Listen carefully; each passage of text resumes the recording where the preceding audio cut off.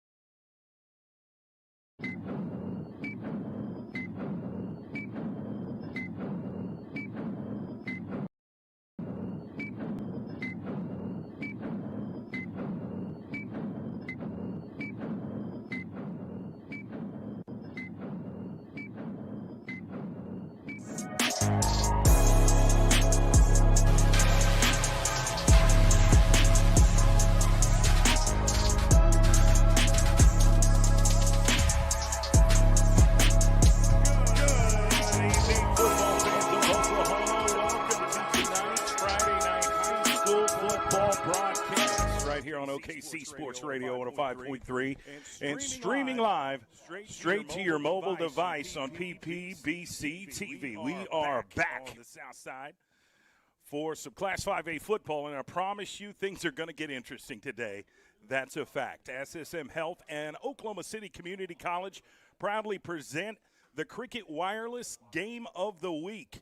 Tonight it's a Class 5A District 1 battle between the 3-2 Duncan Demons and the undefeated 5-0 Southeast Spartans of Oklahoma City. We appreciate you tuning in to this rather warm October Friday night. We're broadcasting live from Spiegel Stadium on the south side of Oklahoma City. I'm your play-by-play announcer, Jay Swick, alongside my analyst, Mr. Dylan Tribble. Dylan, how you doing, my friend? Man, good to see you. It's always good to see you, brother. It's another great Friday underneath the lights in Southside Oklahoma City. I'm just ready to get this football game going, get the pads popping, and get some touchdowns going on in the end zone. It should be a really fun matchup. It's a district matchup, so there's going to be a lot of stuff on the line. Playoffs are on the line. Everything's on the line tonight because it's not your first 3 games of the year. It's a district game, so everything matters. And we're going to get this thing going here pretty soon. Coach Michael Billingsley's Southeast Spartans are red hot at the midway point of the regular season, currently 5-0 going into this game against Duncan. How do you feel about tonight's matchup, Dylan? It's going to be interesting. Like you said to start, it's going to be very interesting. These two teams haven't really seen each other. They don't know much other than the film that they've seen them play against their previous opponents. So until the very first snap, you don't really know how to feel about the opponent. But once this game gets underway, we're going to find out a lot.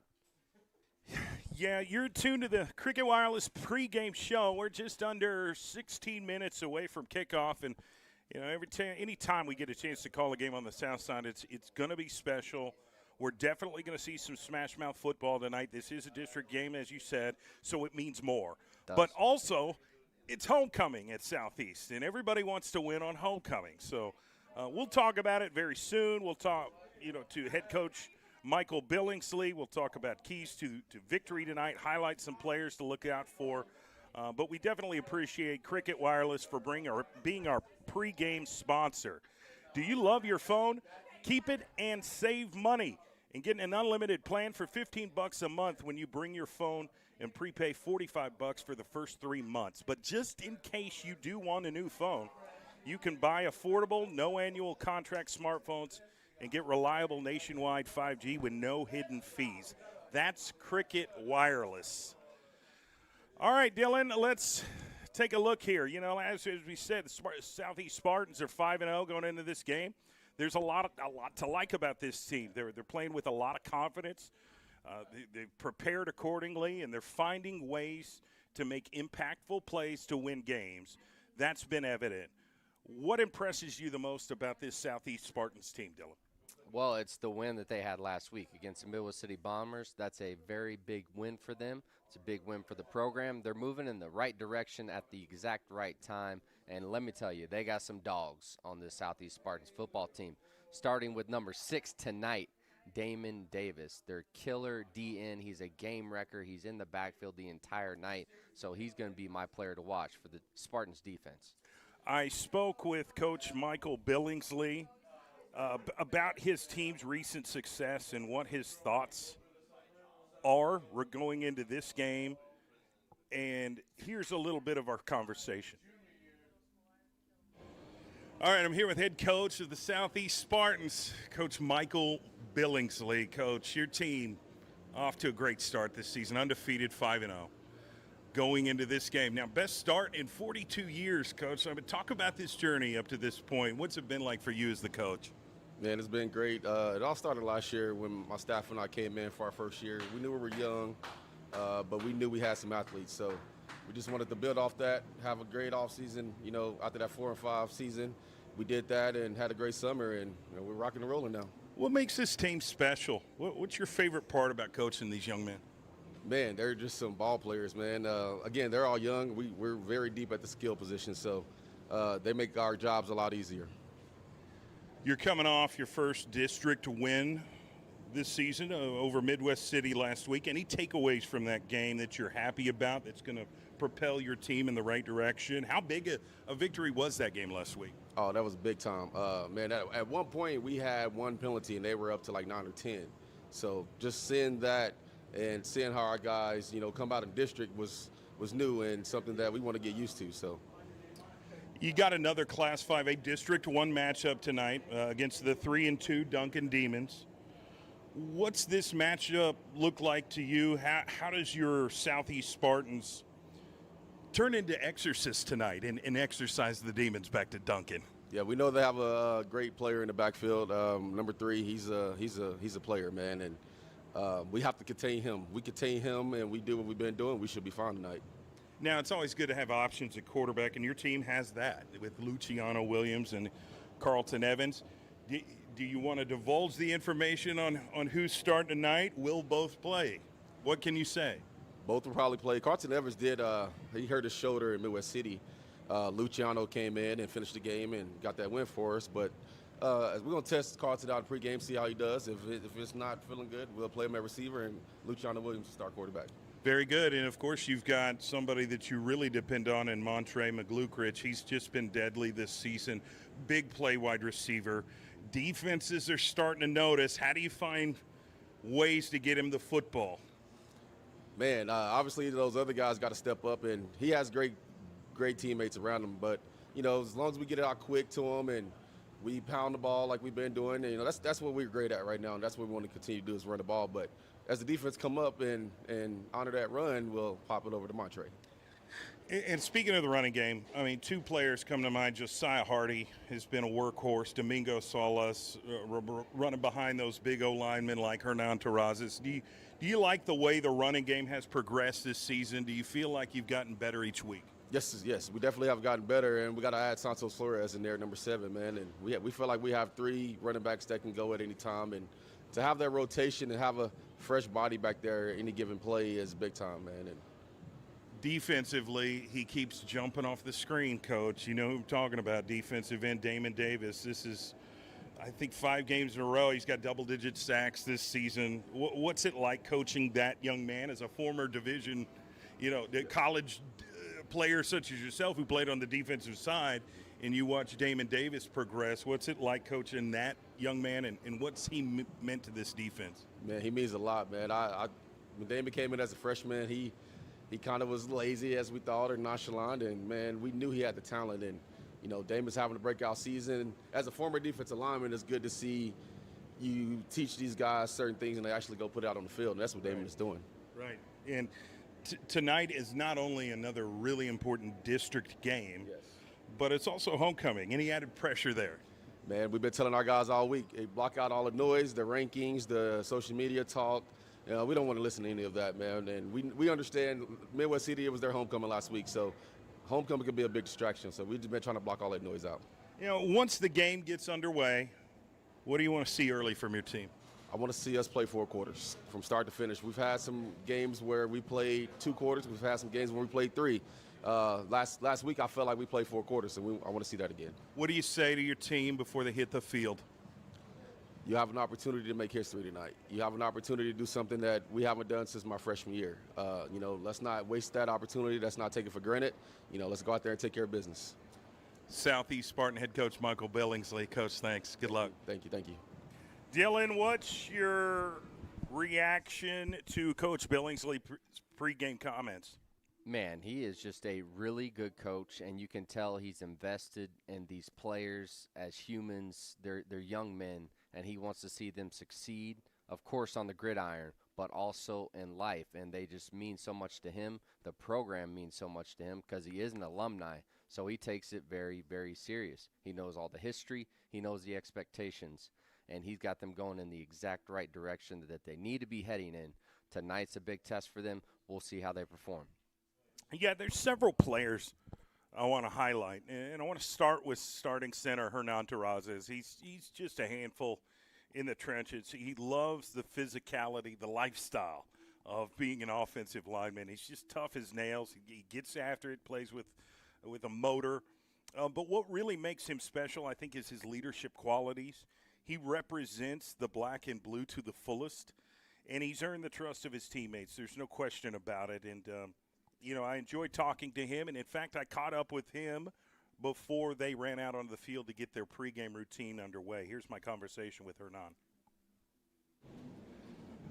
All right, guys, I'm here with the offensive line captain, Hernan Terrazas. Hernan, first of all, you've been playing some good football. Your team has been playing some good football, but you've got a test tonight against those Duncan Demons. What's the mindset going into this game? Be mentally there. I mean, have very little errors, mistakes, and really be dominant. You know, if we can be dominant up front, both offensively and defensively, we should win this game. What's this year been like for you? You guys are off to a hot start. Just what's been the key to success? What's been the motivation behind everything? This season's been a little rocky in the start, having issues to figure out how we want to really go with the season. Going into the later games, deciding that we're going to be a family, be that team that we really want to be. Come out in adversity like Midwest City, come out with those games. Kind of deciding that we want to be that bigger team. And your teammates, the rest of the Southeast Spartans team, there's a lot of skill position players, but I want to put a spotlight on you guys up front because you're the ones that make things happen. You've got to pave the way for those running backs and even those quarterbacks to get some yards and score touchdowns. Who else along the line with you that's working alongside of you that you've been really proud of this year? Man, I really want to give a whole shout out to my whole offensive line. You know, I got Tito to my right, I got Brian to my left, Lawrence on my right tackle, Abraham to my left tackle. You know, Midwest City was one of those games that we really came out. We were hyped up, ready to go. You know, you'll see us doing dances on the sideline. You'll see us all hyped up, screaming at each other, getting us ready to go. If it wasn't for them, man, sure I'm the leader, but they're the ones that drive me every day. It's homecoming tonight, a special night. It's obviously a game that you really want to win. Any added pressure there? No, not really. Sure there's going to be a lot of talk, but we've talked with our team. We're ready to go, locked in, finna go walk the field and be ready. O-line captain Hernan Terrazas, thanks, man. Thank you. All right, I love Hernan Terrazas. He's such he's an old soul, if you will. I mean, he's still in high school. He's a senior, and he's a leader on that offensive line, but he's wise beyond his years, Dylan, and that reflects in his speech. But just talking to him, you get a vibe that they're pretty in tune to what's going on tonight, and they're dialed in, and they're gonna get this thing going. I look forward to watching him pave the way. Another player that you mentioned, Dylan, is defensive end Damon Davis. He's got over 12 sacks through the first 5 games this year. I mean, great burst off the line of scrimmage. He's got every move in the bag that you want your defensive end, your outside linebacker, edge rusher type players to have. and he's on a mission to seek and destroy, and he's done that very effectively this year. Yeah, I couldn't agree more with that statement. I mean, his first move off the line is so fun to watch. It was the game that we covered against U.S. Grant. I'm sitting there locked in on him, and he just hits the tackle with the nastiest spin move to the inside and then comes away with the sack, just showing off his elite-level play and his footwork that it takes to make a move like that. Definitely an elite player. Damon Davis, will be seeing a lot of him tonight and be saying his name over and over. I have a good feeling about it. Yeah, he's going to wear the number 6 tonight. We've seen some jersey number change-ups because they're wearing the black jerseys, blue pants today. You will see hints of pink to celebrate Breast Cancer Awareness Month, which is always a good thing, so that's why they're doing that. It is homecoming, as you've heard about earlier, but one other player I want to put a spotlight on, Montre McGlugrich. This guy's been a big play wide receiver this whole season. He's really just he has a knack to get open, and he has good hands. So if you get that guy with the ball in space, it's bye-bye. Yep. That's exactly right. That's what has to happen. When you have your skill players like that and you give them the space to work with, it's going to end up paying dividends for you because he's lightning in a bottle. He can make you miss with his side-to-side movement, and then in the open field, he's got the speed to break away for a tud. So we'll be seeing his number tonight. It's going to be called a lot, and they're going to try to get him the ball out there in the boundary. Offensive coordinator Gerald Jones done a great job developing these quarterbacks, Carlton Evans and Luciano Williams. He's put them in position to be successful, and they've grown. They're more confident. They have great poise, good pocket presence, and they're accurate, but they're also very athletic. Right. So if they see a lane, they're going to hit that thing and be gone. So you've got to look out for them athletically as a runner as well as a passer. So there is that. But that's just a little bit about the 5-0 Southeast Spartans. Again, their best start to the season in 42 years. They're excited about this game tonight, and it's against a quality opponent with the Duncan Demons who've come to town. And I want to take a short break, and when we come back, we'll talk a little bit about the Southeast opponent, and then we'll get this game underway. But you're in tune to the Cricket Wireless pregame show here on OKC Sports Radio 105.3 and streaming live on PPBC TV. We'll be right back.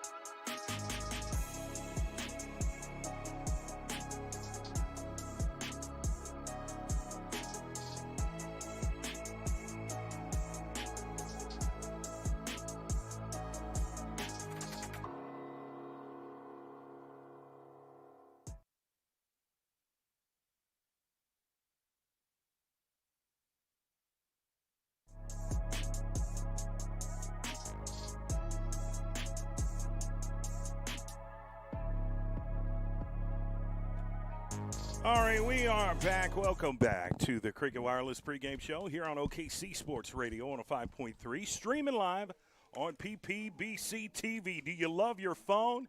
Keep it and save money.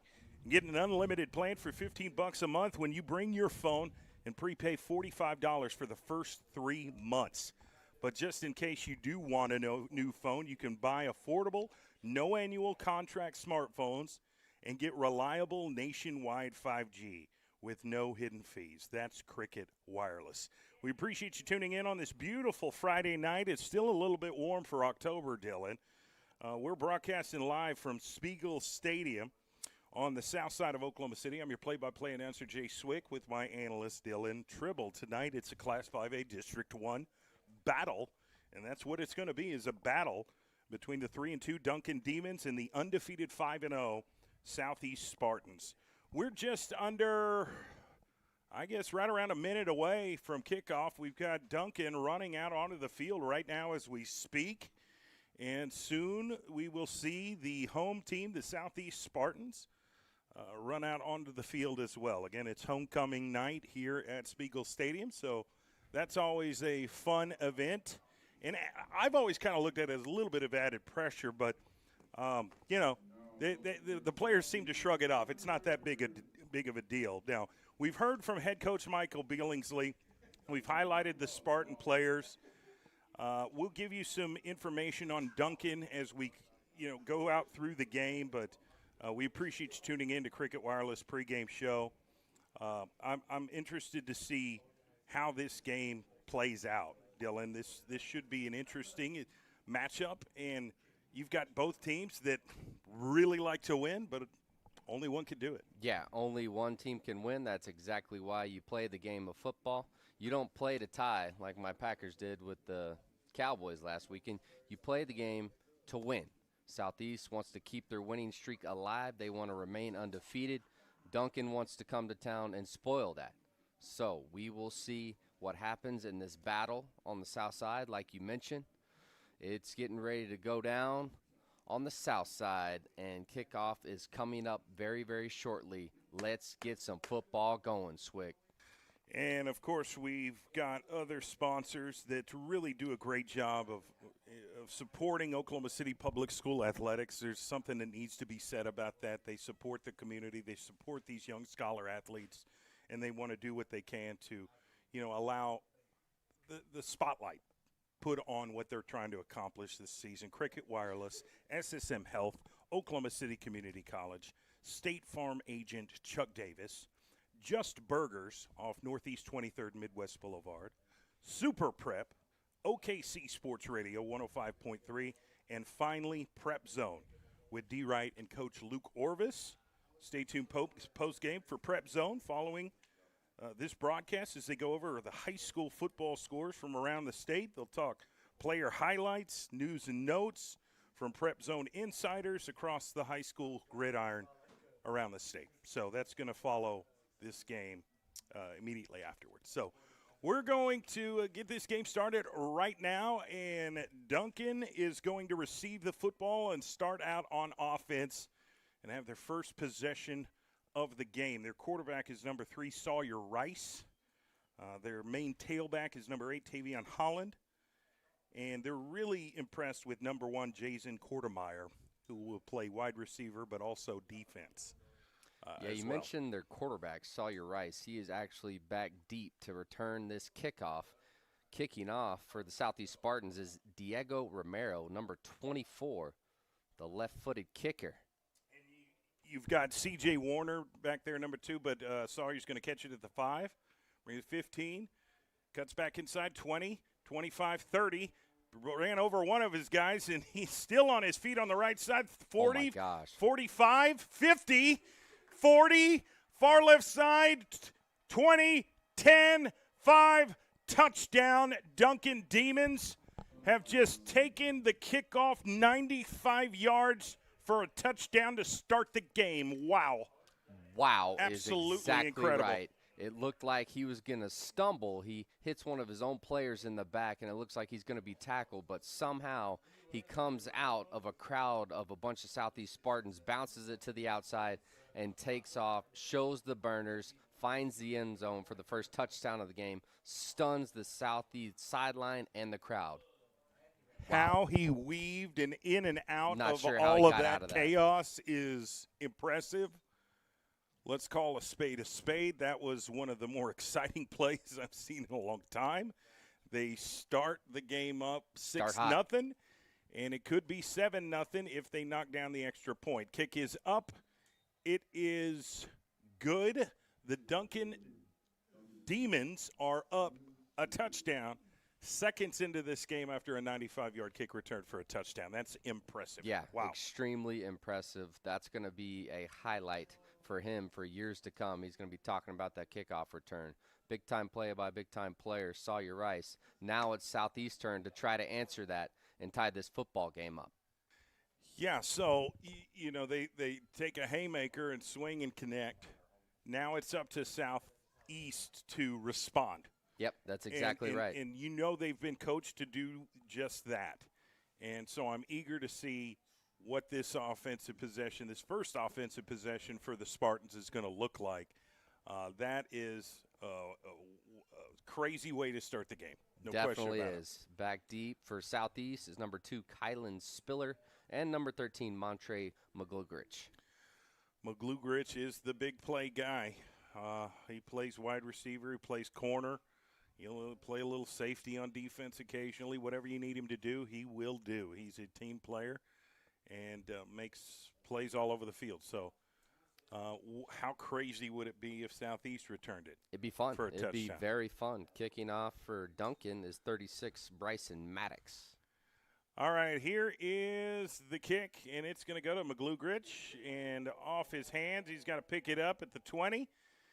And trying to get to the right side, gets to the 25, and is brought down. And I think we might get a flag. I don't know. I don't see it. I thought I saw a face mask. Yeah, it looked like a face mask or possibly a horse collar tackle, but there is no flag on the play. So Southeast will start this first drive on about the 26-yard line. Yep. 1st and 10 for the Spartans on their own 26. Going to see who the starting quarterback is. And it's going to be Luciano Williams. It's going to start the game at quarterback. Pistol formation, 2 backs in the backfield. Twins right, single receiver left, 1 man in motion. They're going to hand off to Hardy on the left side, trying to get to the outside, trying to find a lane, couldn't get it. Duncan did a great job of keeping contained, keeping everything in front of them. They made the tackle, not only the tackle, but made a tackle for the loss. Yeah. Hardy broke the first tackle, but that actually gave the Duncan defense time to swarm, and the safety in the corner came down to make a big play for a loss. All right, here we go. Luciano Williams, the sophomore quarterback who has started before.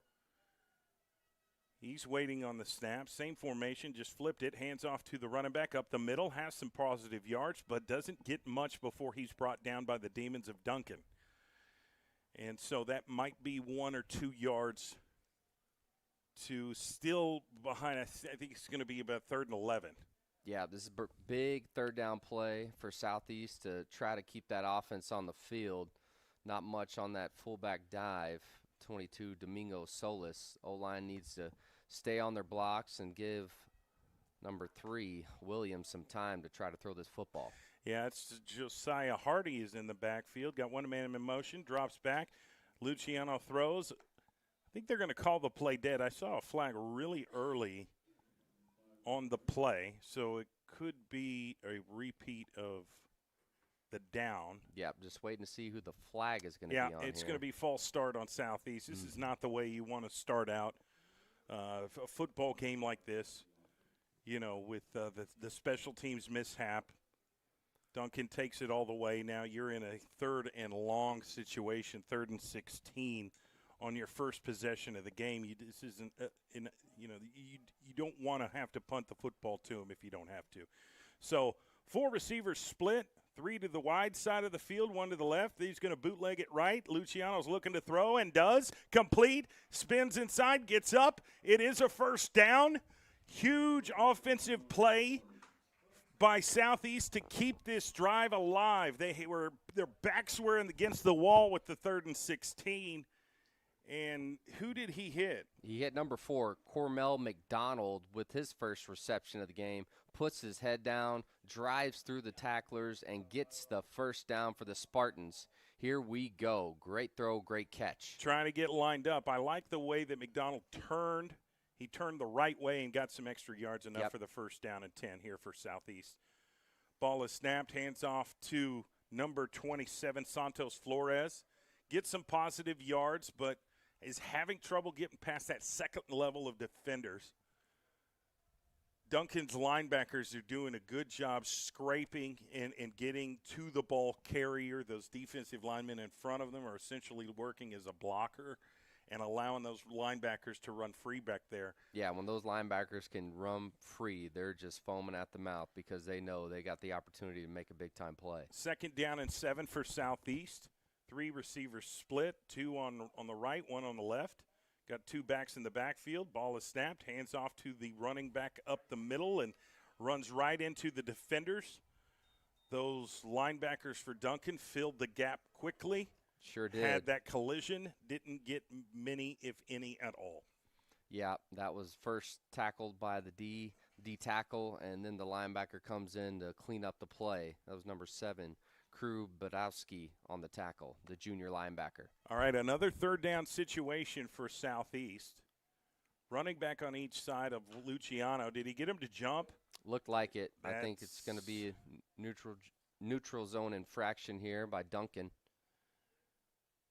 And it is. It's encroachment. That's a free 5 yards. So that 3rd down now goes from 3rd down to 7 to 3rd down and 2. Way more manageable of a 3rd down. The playbook is wide open for OC Gerald Jones. See what he calls here on this 3rd and short. He's got a lot of options now. Well, and they have quite a few skill position players that they can lean on. It's which weapon do you want to bring out at this point? So, again, shotgun formation. Flores to his right of the quarterback, Williams. Williams gets one guy in motion. Now he motions back, waiting on the snap, gets it, hands off to Flores, and he's going to get enough for the 1st down, but there is a flag in the backfield. Could it be holding or a false start here? I sure hope not, but when it's thrown behind the play, most likely going to be against the offense. Yeah. Unfortunate event right there because it was going to be a 1st down and 10. Now it's another 3rd down attempt for Southeast. Yeah, I don't think the motion guy got set. They're going to call illegal shift on that play, and that's unfortunate. So we go back to a 3rd and 7 situation here once again, and let's see how they respond. They converted last time, so they can do it again. We'll see if it's going to be a run or a pass here. Bunch set on the right, 3 wide receivers bunched together, 1 to the left. Ball is snapped. Luciano drops back, throws, has a man. Carlton Evans catches the ball, gets past the 50, down to the 44-yard line. Great play by Carlton Evans. Great pass and catch, and that is another 1st down off a 3rd down play for Southeast. Yeah, Williams got the ball away at the right time. Somebody was coming in for the sack, but he finds his man, number 1, Carlton Evans, on the comeback route, finds a soft spot in the zone for a 1st down and 10. All right, 4 receivers split, 2 on each side, 1 running back in the backfield. Now 1 in motion. Going to go a jet sweep to McDonald on the left, cuts up field, has some positive yards, just doesn't get very much. And he is brought down by number 15, Zion Butler, for Duncan, who the coaches were very adamant. This is our best defensive lineman. He's a disruptor. Showed it off on that play. Big-time tackle by him. Same formation, 2 receivers on each side. Shotgun formation. Williams waiting on the snap, gets it, drops back, looking to throw, and does. An out route overthrown. Tried to find Cormel McDonald on the right side. And ran out of real estate. Yeah, just threw it a little bit too high out of reach of McDonald. If he catches that football, he's got some room to work with. Maybe not a 1st down, but it was going to be real close to it. Another 3rd down situation for Southeast. Can they get it out of this a 3rd time in a row? Trips right, single receiver left. Williams gets the snap, fakes the handoff, and is looking to throw, has to run. And he's going to keep it himself, spins, and gets dropped right down at the line of scrimmage. It's going to be a 4th down and 10 situation. Didn't see what he wanted to see receiver-wise. Yeah, I think everything was pressure. Covered down the field, so he just put his head down, tried to run, but it's 44, Isaac Cobbs, that makes the play to force the punt here for Southeast. So they are going to punt, in an ideal punt situation here for Southeast is to somehow pin them inside the 10. That'd be the most ideal situation. Long snap, gets it, punt, and it's going to take a bounce, and it's going to down at the 12 or 13-yard line. So didn't get it inside the 10, but you're only three yards outside. Really good punt, avoided a return.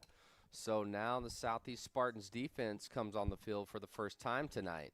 We'll see if the disruptor, number 6, Damon Davis, can make a difference on this first defensive series. And the player that returned the kickoff for a touchdown is Sawyer Rice for Duncan. He's number 3, and he plays quarterback.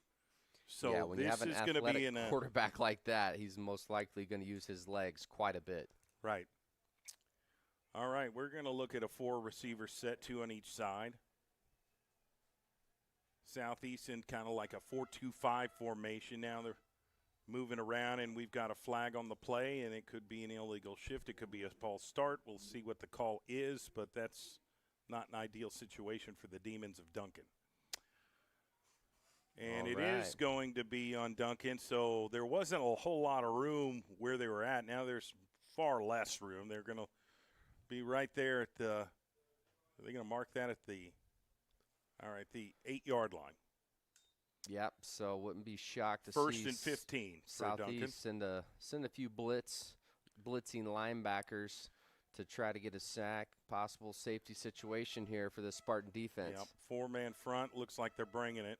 Ball is snapped. Hands off to Holland, who's weaving in and out. And he's a tough runner and won't go down without a fight. They end up bringing him down. He gets a yard past the line of scrimmage, so about a 6-yard gain on that play for number 8, Tavion Holland, the running back for Duncan. And it's going to be a 2nd down and 9 for the Duncan Demons. Yeah, solid run right there by Tavion Holland. Keeps his legs moving, not afraid of contact whatsoever. Well, 2nd down and 6 situation. 2 receivers on each side. They give it back to Holland. He cuts inside, trying to fight his way. He's close to the 1st down marker, but not good enough. It will be 3rd and 2, so you just need 6 feet to continue on this drive. And you'll have 2 chances to do it if you can't get it done on a 3rd down situation. Or, yeah, if you want to risk it on the 4th, but we'll see what they do here on 3rd. Time for somebody on Southeast defense to make a big play and get off the field. Rice gets the snap, hands off to Holland. He bounces it out left, has the 1st down, 30, 35, 40, 50, 45, cuts back inside, 40. It gets brought down at the 37-yard line. Huge run by the running back, Tavion Holland. Talking with the Duncan coaches, they said this guy is our bell cow running back. He's going to take us to the promised land, and so far he's doing a good job early in this game. Southeast is really going to have to cover those edges a little bit better and keep him from bouncing outside. Yeah, he's been the workhorse on the first series of offense for Duncan. Just an off-tackle play to the left, and he takes it up the sideline for a huge gain. They are now in Spartan territory. All right, there's a little meeting of the minds between the officials. I feel like it's mandatory that they do that every single game. Here's the white hat with the call. And there's a penalty on Southeast. Interesting. I didn't see it. Something happened down there on the field, so now Duncan gets a gift of a penalty. And yeah, that's going to move them up in a big way. About the 21-yard line. Yep, right there on the red zone.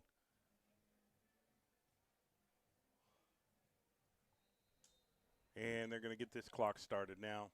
Play clock has begun, and they're still substituting.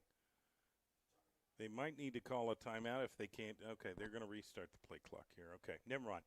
All right. Shotgun formation, bunch set to the right, one tight end to the left.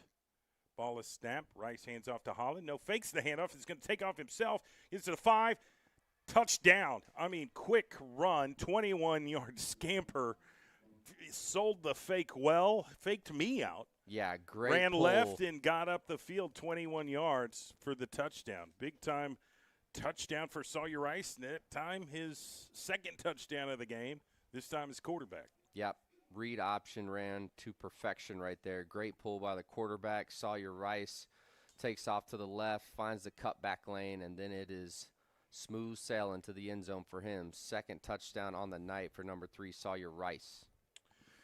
And they're up 13-0. Here's the extra point, and guess what? They're going to make it 14-0. Southeast, I think, is taken by surprise a little bit. Yeah. I think that's safe to They're say. stunned right now. They're stunned. It all started with that kickoff return, and then they had them on 3rd down and short, and the running back takes off for a big gain to make it a 1st down. Then the penalty hurts them even worse, puts it in the red zone, and another touchdown by Sawyer Rice. So Southeast is getting hit with adversity right now. We're going to see how they respond. These are those moments that the character comes out. Absolutely. But, I mean, knowing Coach Billingsley the way I know him, he's prepared guys for situations like that. They said, hey, sometimes there's going to be moments where you get knocked down. Yeah. How are you going to get yourself up and keep fighting? And that's something that I firmly expect. Now, the good thing is there's a ton of football left. A lot of We're football. 4 minutes, 6 seconds left in the first quarter. It's going to be a long game, but this is a great opportunity here for Southeast to cut the deficit and get some momentum. They've had some moments, then there's a deep onside, and they're going to kick it to – who is that? Is that Damon? Is that Damon Davis? No, I don't think so. It's number 8 on the Okay. return, which is Tyquavius Williams, Okay. junior Spartan. Tried to get to the outside, didn't get as much room as he wanted. But this is a great opportunity for Southeast to get some momentum. They found some ways in the first possession to get some 3rd down, 1st downs, sustain drives. Now you got to figure out a way to get closer and get in that end zone. Right. Some good play calls right there by Gerald Jones. This time they're just going to try to finish in the end zone. Ball is snapped. Hands off to the running back, tackled in the backfield. Man. They got up and into the backfield. It was really disruptive. The Duncan Demons did a great job of reading that play and getting to the ball carrier before they could get a blocker on them. Yeah, I mean, they were in the backfield right off the jump. There was 2 Demons in the backfield, made a huge disrupting play to make it 2nd and long for Southeast. All right, so here we go. 2nd down and 15. 3 receivers split to the right side, going to hand off. Now fakes the handoff, and quarterback's going to keep it. Luciano Williams is going to get tackled for a loss. A yard, maybe 2 yards further back, going in the wrong direction. It'll be 3rd down and 17 at least. 3rd down and 16. And so we'll see how they respond here on 3rd 16. I like the way that they're throwing the ball. You'd like to see them get some kind of running game going. I know that is something that they felt confident going into this game. Really has to hold their blocks here. Right. You got a 4-man front of Duncan that's going to be getting up and getting after it. Ball is snapped. Luciano drops back, steps up in the pocket. Now he's going to take off. No, he's going to throw. Has a man incomplete. And I'm not sure if the receiver knew exactly where Kylan Spiller knew the ball was coming. Yeah, he never got his head around to see the football. There was the pressure if that he led could have to came that. back, it would have hit him right square in the chest, but he just never knew I like had the the wherewithal. idea by Williams, and I mean, great job. The pocket presence was there. He steps up in the pocket, throws the ball down the field, but Spiller just never knew the ball was coming, so it's going to be a punt. All right, Southeast is going to punt, and that was what a catch by the punter. There was a bad snap, but he caught it and kicked it, and it's going to go out of bounds right at the 50 exactly. So they'll be at midfield. Duncan will have their 2nd possession offensively. Their first, well, I guess it's technically their 3rd. They took the kick return series back to start the game. Then Right. they had the football. Sawyer Rice scored on the 21-yard run. Now they've got it a 3rd time, and they'll have an opportunity to put some more points on the board. Yeah, turnover right here for Southeast defense would be ideal. Somebody's got to step up right now and try to make a big play and shift this momentum. All the momentum right now has been with Duncan early on in this football game. All right, and again, you can see the pink accents on some of the players' sleeves and their socks celebrating Breast Cancer Awareness Month, and I think that's a wonderful thing. Ball is snapped. Rice runs right, trying to get to the outside, has to cut back, find some room, still on his feet, gets about 2, maybe 3 yards before he's brought down. Southeast defense did a good job of cutting off that line on the far edge. No doubt. That was number 9 that was hunting him down. Julian Woods came down in a hurry to make that tackle. Big-time play by him. All right, 2nd down and 9 for the Demons, and you get Southeast to jump, and that's going to be encroachment. Yes, it is. Got to stay disciplined in a moment like this. Self-inflicting wounds have really hurt Southeast so far. You cannot give your opponent free yards like that. That's right. It's just a bad situation, and then that's very unlike the Southeast Spartans defense. Ball is bad snap, and he somehow catches it. Now he's going to run right and throw, and he gets it out of bounds. Incomplete pass. Wow. Sawyer Rice, showed off his athleticism, right, because that could have been a real bad play for the Demons. Well, and he showed his focus. I mean, sometimes when something like that happens, panic sets in. For sure, yeah. He handled it well, got the football and threw it away. So that's going to bring up 3rd down and 4. So big situation here for Southeast defense. They need to rise above. 3 receivers left. Receiver on the right. They're going to keep it. Rice is actually going to throw it. And oh, my goodness. My I thought gosh. it was incomplete. I thought it was going to be a pick 6. Carlton Evans makes a great break on the football, and if he catches that, nobody is in front of him in the end zone. Wow. That was the turnover I was looking for right there. Couldn't come up with the catch, but the good thing is it's 4th down. Looks like Duncan's offense is going to stay on the football field. This is a crucial moment for Southeast right now. You got to let that play go. You got to let it go and get back. Bad snap again. They're going to get the quarterback and gets him for a big sack. Guess who it is? It's Damon Davis. He's the sack master for the Southeast Spartans defense, and he got back there in a heartbeat and got the big stop on 4th down. Maybe that's the momentum that they need. I think so. Going forward, they're now in Duncan territory. Only a 2-touchdown difference. Let's see if this sparks the offense in a good way. No doubt about it. Your big-time player on defense makes a big-time play. Now it's 1st and 10 for the Spartan offense. Minute 38 left in the first quarter. Score is 14-0, but Southeast has the football. Down 2 touchdowns. Hands off to Hardy on the left side. He's going to get it out a yard, maybe 2. We'll see where they spot the football. And, yeah, Josiah Hardy, they'll go with several different running backs. But on that specific play, it was him. And he's just running right into those linebackers who are just going untouched. Yeah. Southeast O-line is taking out the first level, but has trouble chipping off getting into the linebackers to create a bigger play. Got to get a hat on a hat, get to that 2nd level. Give All running right, back 3 a lane. receivers split ball, bad snap, and Luciano's just got to fall on it. Oh, man. That's a big-time loss for the Spartan offense. Now it's going to be a 3rd down situation. I think, 3rd and 7? Oh, no, about 3rd and 15. 3rd and 15. Goodness gracious. Yeah, that turned into a tough situation. But anything can happen. They can overcome this. We've seen them pass the ball down the field and have success. They got plenty of different options at receiver. They can get open. It's just a matter of giving Williams time to get the football down the field. 3rd and 17. 4 receivers split, 3 to the wide side of the field, 1 to the left. Williams gets back, drops back, steps up, throws, complete.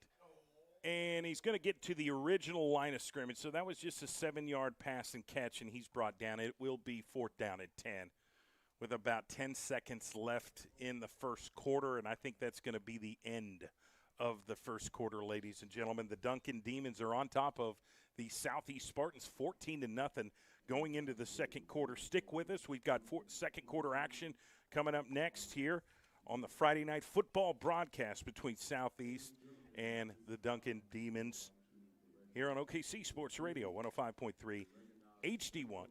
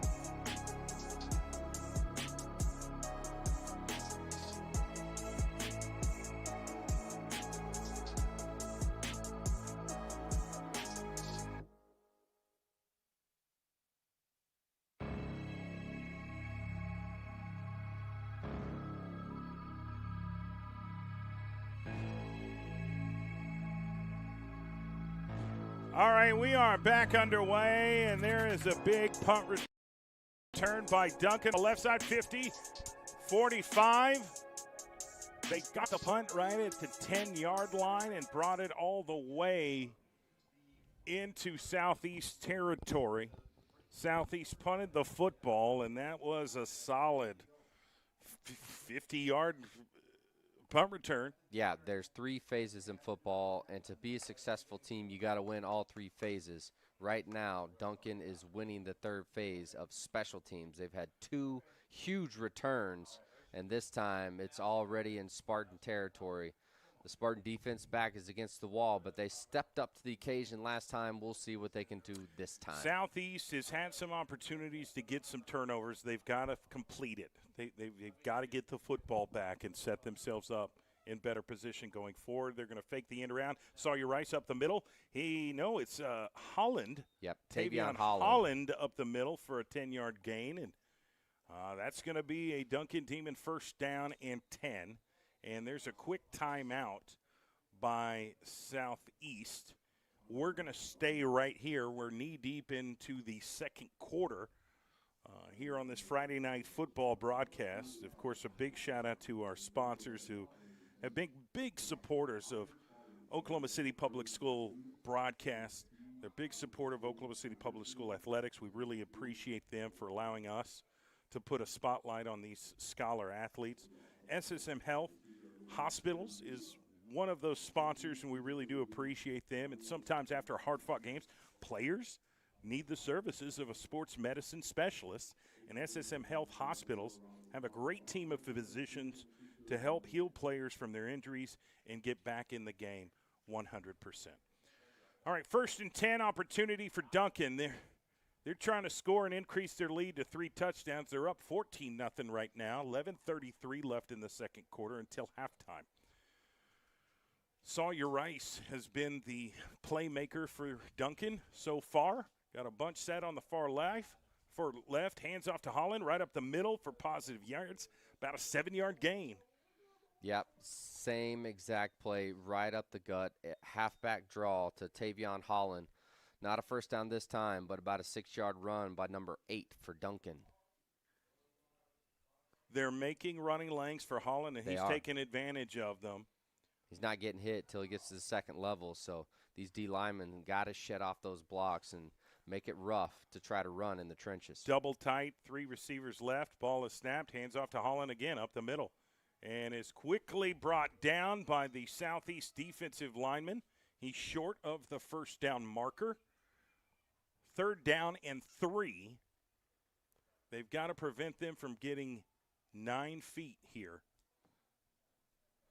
Currently on the 25-yard line. Defense has got to stay strong. They got to read their keys, stay disciplined, make a big-time play, punch the football at the opportunities there, try to force a fumble. All right, same formation, double tight, bunch set to the left. One running back, it's Holland. One man in motion. They're going to fake the jet sweep, give it to Holland, and he's going to be tackled at the law. Did he get enough there? I think he's going to be – it's going to be really not even close. Be a yard short, but I think the referee is going to call it short. He brings the ball a little bit in front. It's going to be 4th and inches. Yeah, 4th and inches. Who's going to win the battle? D-line, O-line. This is a big test right here of who wants it more. Yeah. Scoreboard says 4th and 2, but we'll see. Got to stay strong here. 4th down situation. Ball is snapped. Hands off to Holland. Gets it, and it goes all the way down to the 15. He gets more than 2 and gets the first down in convincing fashion. So they are knee-deep into the red zone at the 15. It'll be 1st and 10, Duncan.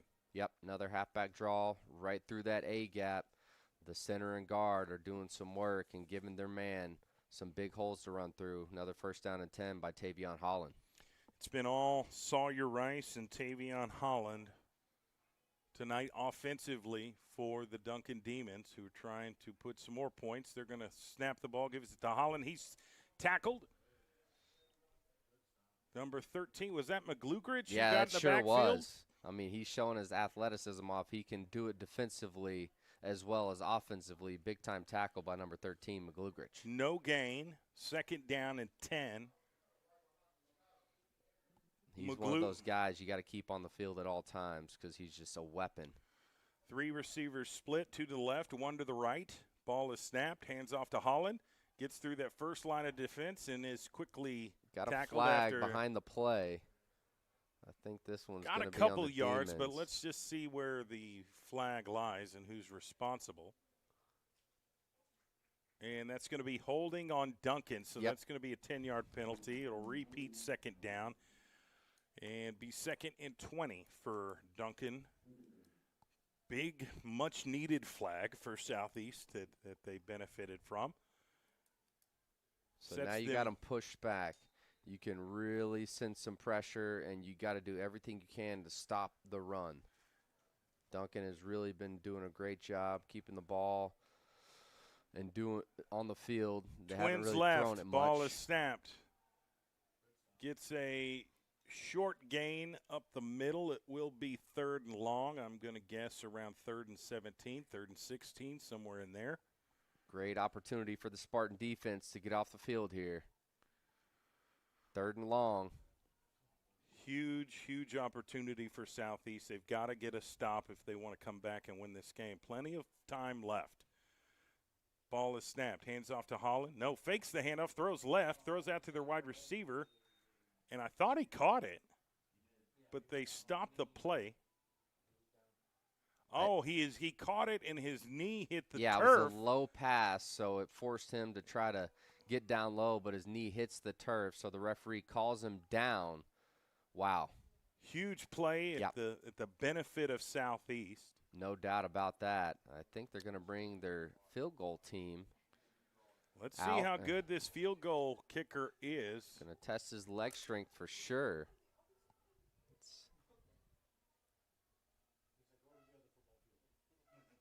It's going to be a 43-yarder.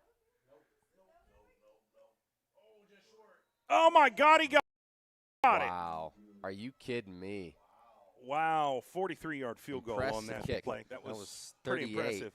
Isaac Salazar, the junior kicker for Duncan. Honestly, from our perspective, it looked like he was short, but the referees who were right under the post. I guess it was right over the crossbar. Wow. That's incredible. Big-time kick. I mean, you got to give him props. Clutch kick, too. For sure. Holy moly. Wow. All right. Well, you see they're confident in their field goal ability, their kick return ability, their punt return ability. That's been the difference in this game, Dylan. Yeah, Special teams have made the biggest difference thus far in this football game. I mean, the kick return to start the game, the big-time punt return, and then the deep field goal by Isaac Salazar. And now you got the score of 17-0. Duncan is up on Southeast. A lot of time left, 7:07 left in the second quarter of play. We've seen some crazy things happen at Spiegel Stadium. So I know the fight. I know the passion that these Spartans have. Got McGlugrich back to return deep, as well as Spiller. Both of them have return ability. So if they get the running lanes, they could make a big play. Let's see if Duncan can kick this going. That's Bryson Maddox. Just kicked the field goal. Now he's going to kick the ball off on the far left side. It's going to be caught at the 25, 30. Still on his feet, 35, 40. And it's going to be tackled right around the 43. I think he's pushed out of bounds. It's on the far side. Yeah, solid return right there. 7 minutes, 2 seconds. 27 who caught that. Santos Flores. 7 minutes, 2 seconds until halftime. Southeast with the football down 17-0. This is the time. This is it. This is where you start to get an edge here. You've got to find a way to get in this end zone to stay in this game. Yep, and you got to play penalty free, and you're in great field position, so this is a big-time opportunity.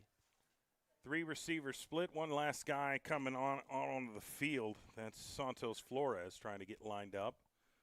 Plenty of time on the play clock. They're going to hand off, pitch it to Hardy on the left side, and he gets swallowed up. Nope, he's still on his feet. He goes down hard.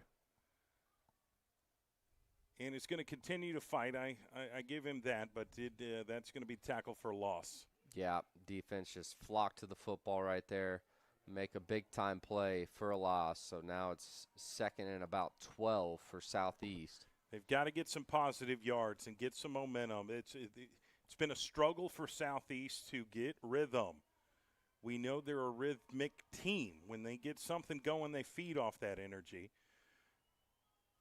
Ball is snapped. Williams drops back, looks to throw, and does.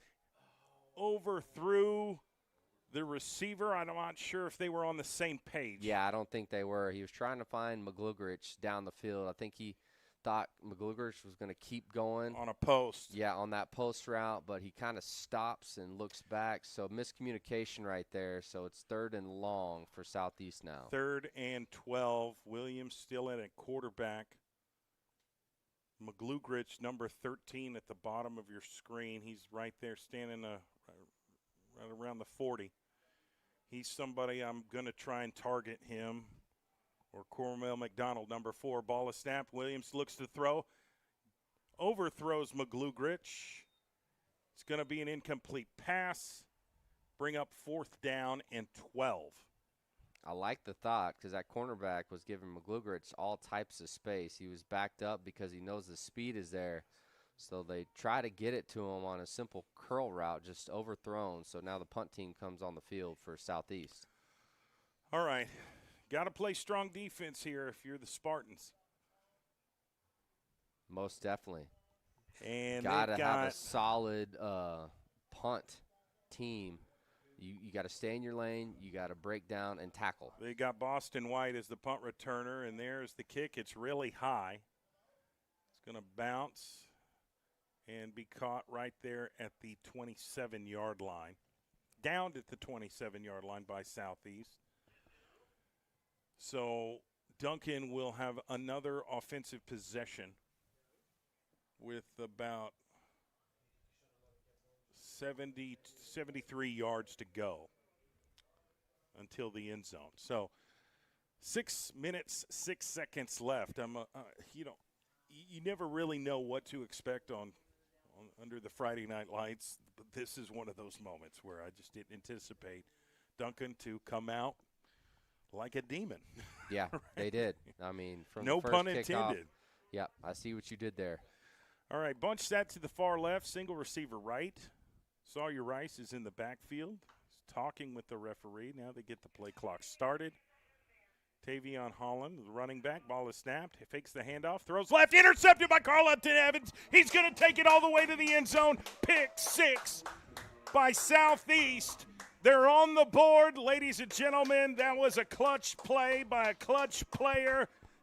Junior, number 1, Carlton Evans, read that like a children's book and took it to the house. Yeah, he did just what the doctor ordered. A game-altering play by one of their star athletes, number 1, Carlton Evans, jumps the route, picks it off, and takes it all the way to the crib for a tud. Big-time play. Just what the Much doctor needed. ordered right there. They needed a spark, and they got it from one of their key play makers, Carlton That could have been Evans. his second pick 6. He had an opportunity earlier, dropped it, but this time catches it and takes it all the way to the house. All right, so Diego Romero will kick the extra point. McGluger gets a snap, kicks it up, and it's good. So much different score here. That was a big-time touchdown that Southeast needed. The score is now 17-7, only a 10-point difference instead of a 17-point difference. Yeah, big-time play right there. Carlton Evans, we've seen him earlier in the season play quarterback, but they also utilize him defensively. He's a great defensive back with a lot of speed. He's a ball hawk, and he showed that off right there on that pick 6. Wow, what a play by him. We've seen him do Momentum it before. shift. Yeah, we've seen, like I said, he almost had a pick 6 earlier in the football game. He's one of those guys that I see all the time because he has elite speed. Yep. He baits quarterbacks. He baits you. He's look at this guy open on the far left side. As soon as you throw it, he breaks it, utilizes that speed, gets in front of the ball, catches it, and takes off. We've seen him do it before, ladies and gentlemen. So that was a huge, huge play by Southeast. And now they're going to kick the football back to Duncan. And Duncan has Sawyer Rice back there, who has had some success today. He started the game, opening kickoff, 95 yards for a touchdown. And he's number 3, standing on the 5. We got Romero that's going to kick the football to Duncan. 6 minutes exactly left until halftime here in the second quarter. There's the kick, and it's going to go and be caught at the 8, 10, 15, cuts back inside 20. Now back left, 25 is going to be tackled right around the 20-yard line. So it will be 1st and 10, Duncan Demons. Guarantee that pick 6 is going to make Duncan think twice about trying to throw the football again, especially in Evans' direction. Most likely going to keep it on the ground, try to burn some of that clock. 5:53 left before halftime. So another big opportunity for the Southeast defense to make a big play. They just made one. Huge turnover, shifted the momentum. Now they can just pin those earbacks and take off. 3 receivers set, 3 to the left, 2 to the left, 1 to the right. 1 running back, it's Holland. And there is a flag on the play, and Southeast is clapping their hands as if it's on Duncan. Still waiting on the call. Nope, they're going to say it's on. Is there 12 men on the field there? That's what I'm well, we saw Big 91 run off. It's going to be against Southeast. So now instead of 1st and 10, it's 1st and 5 for Duncan. Okay. Same formation, 2 to the left, 1 to the right. Receivers, ball is snapped. They're going to hand off to Holland up the middle. Makes one man miss. Now cuts right inside, moves up the field a little bit, and gets positive yards. I think it's a solid, hard 2-yard gain on that specific play. I don't think he quite got to the first down marker. They're giving him good spot. They're giving him about a 4-yard run on that play, just short of the first down marker. So it'll See be where 2nd the and 1. referee's standing, yeah. He just does a great job at falling forward. Number 8, Tavion Holland. All right, same formation, shotgun. Rice gets the drop, hands off to Holland, bursts up the field, gets big time hit, and man. he falls forward, gets the first down. It will be a new set of downs for the Duncan Demons, who are up by 10 points, 17-7 here in the second quarter. 5 minutes, 8 seconds left until halftime. A big time hit, man. That was 13 McGlugrich, who came downhill in a hurry, delivering the wood on that play. But it is going to be a first down still for Duncan.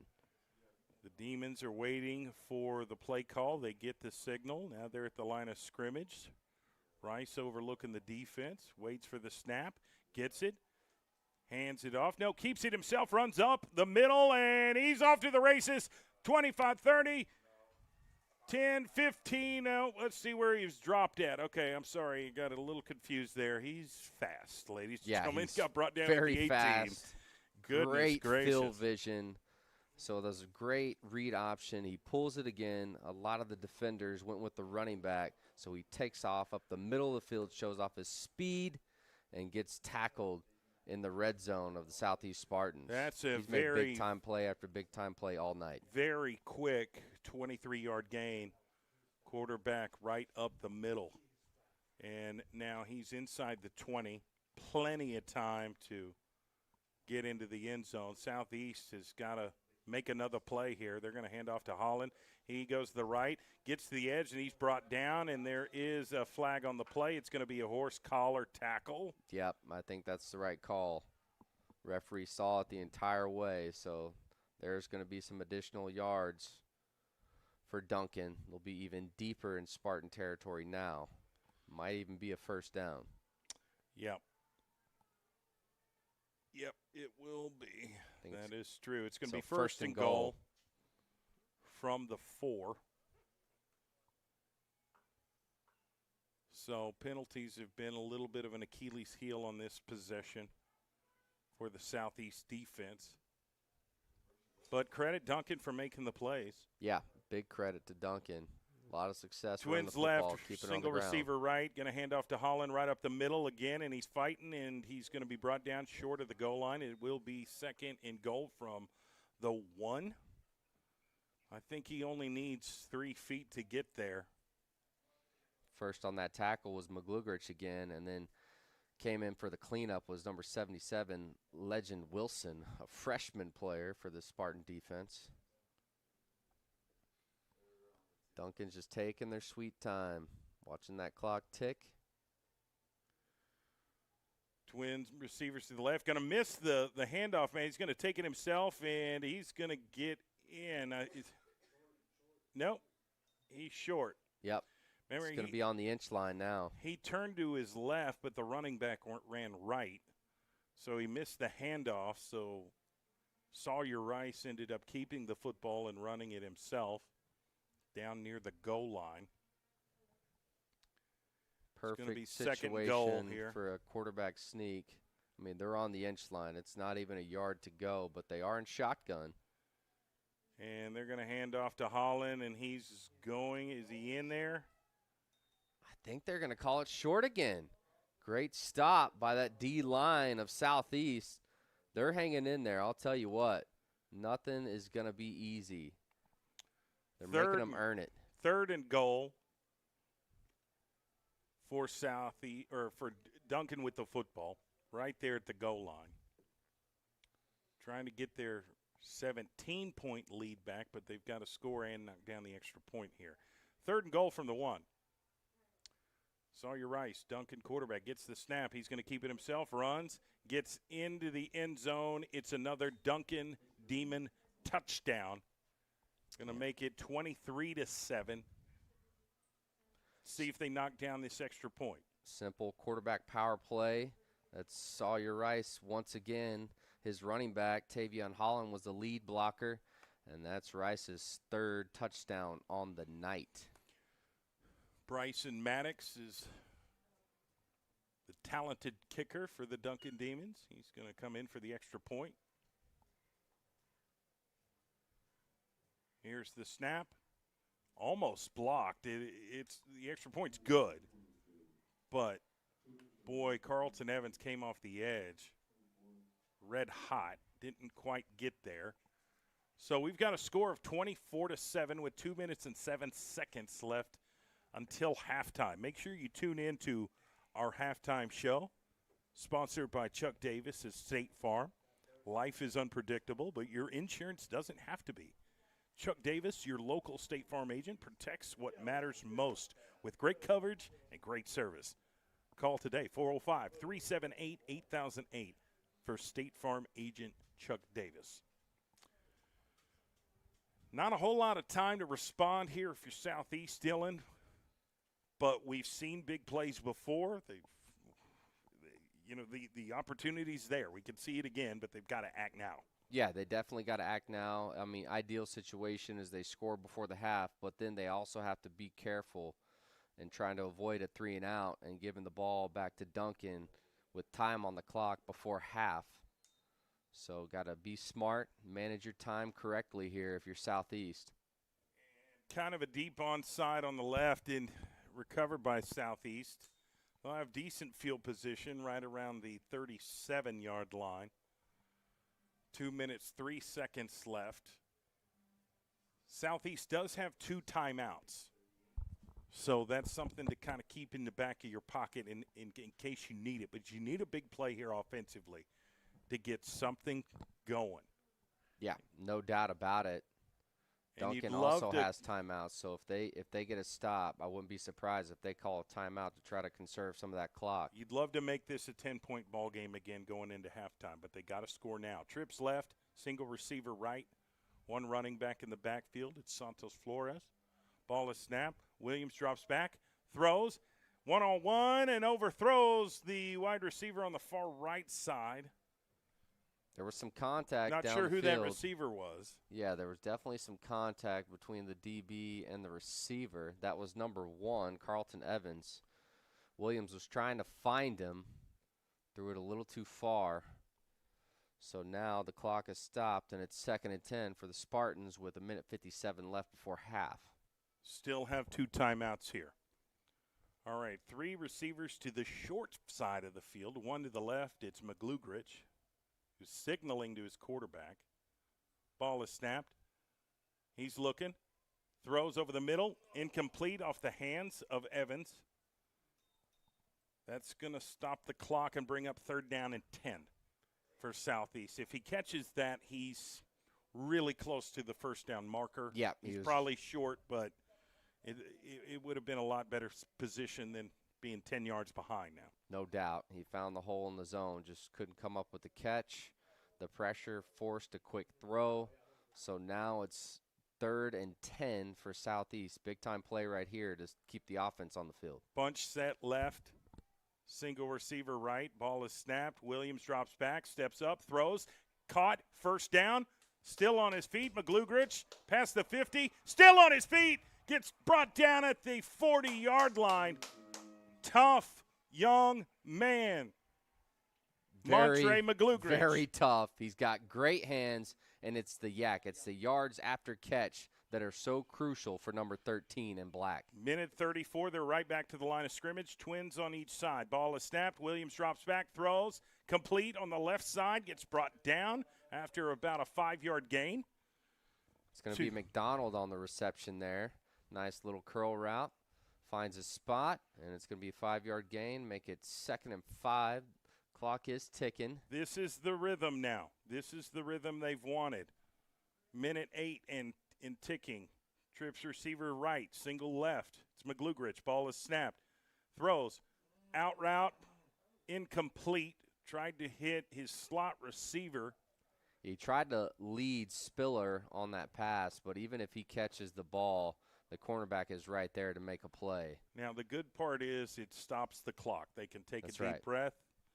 59 seconds left, plenty of time, 2 timeouts. But you've got to get this first down. It's 3rd down and 4 for Southeast. Keep the drive alive here. Twin receivers on each side. 1 running back. Ball is snapped. Williams drops back, looking to throw. Does. Has a man on the left side, incomplete. Tried to find Cormel McDonald. He was well covered. Yeah, double covered right there. Williams just tried to force it to him and thread the needle, but it is an incompletion. 54 seconds left. Another 3rd down situation for the Spartans offense. 4th down situation. Oh, man. 4th down. Your back's against the wall. Pardon me. You've got to get this first down right now. They're not punting the football.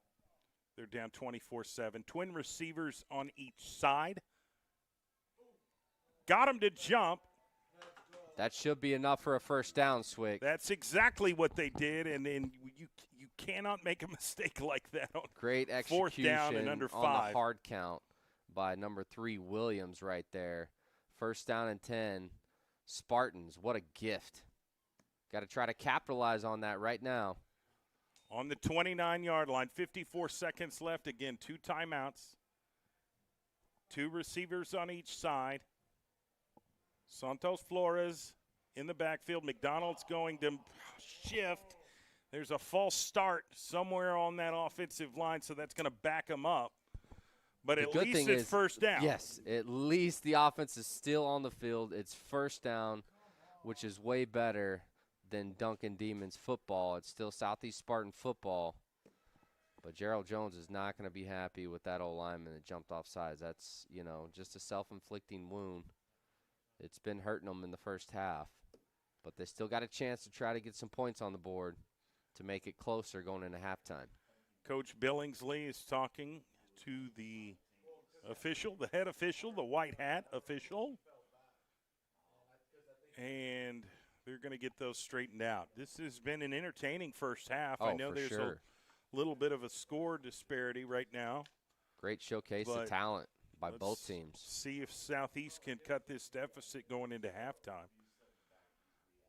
I mean, I would, if it was me, I would take a chance and throw it down the field on a fade route to McGlugrich. Just give him an opportunity to try to make a play on the ball. Well, McGlugrich or a Carlton Evans or even Cormel McDonald. I mean, those 3 receivers are very talented. Yeah.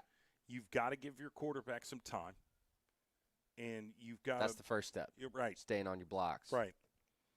And everybody needs to be on the same page. Here we go. First down and 15.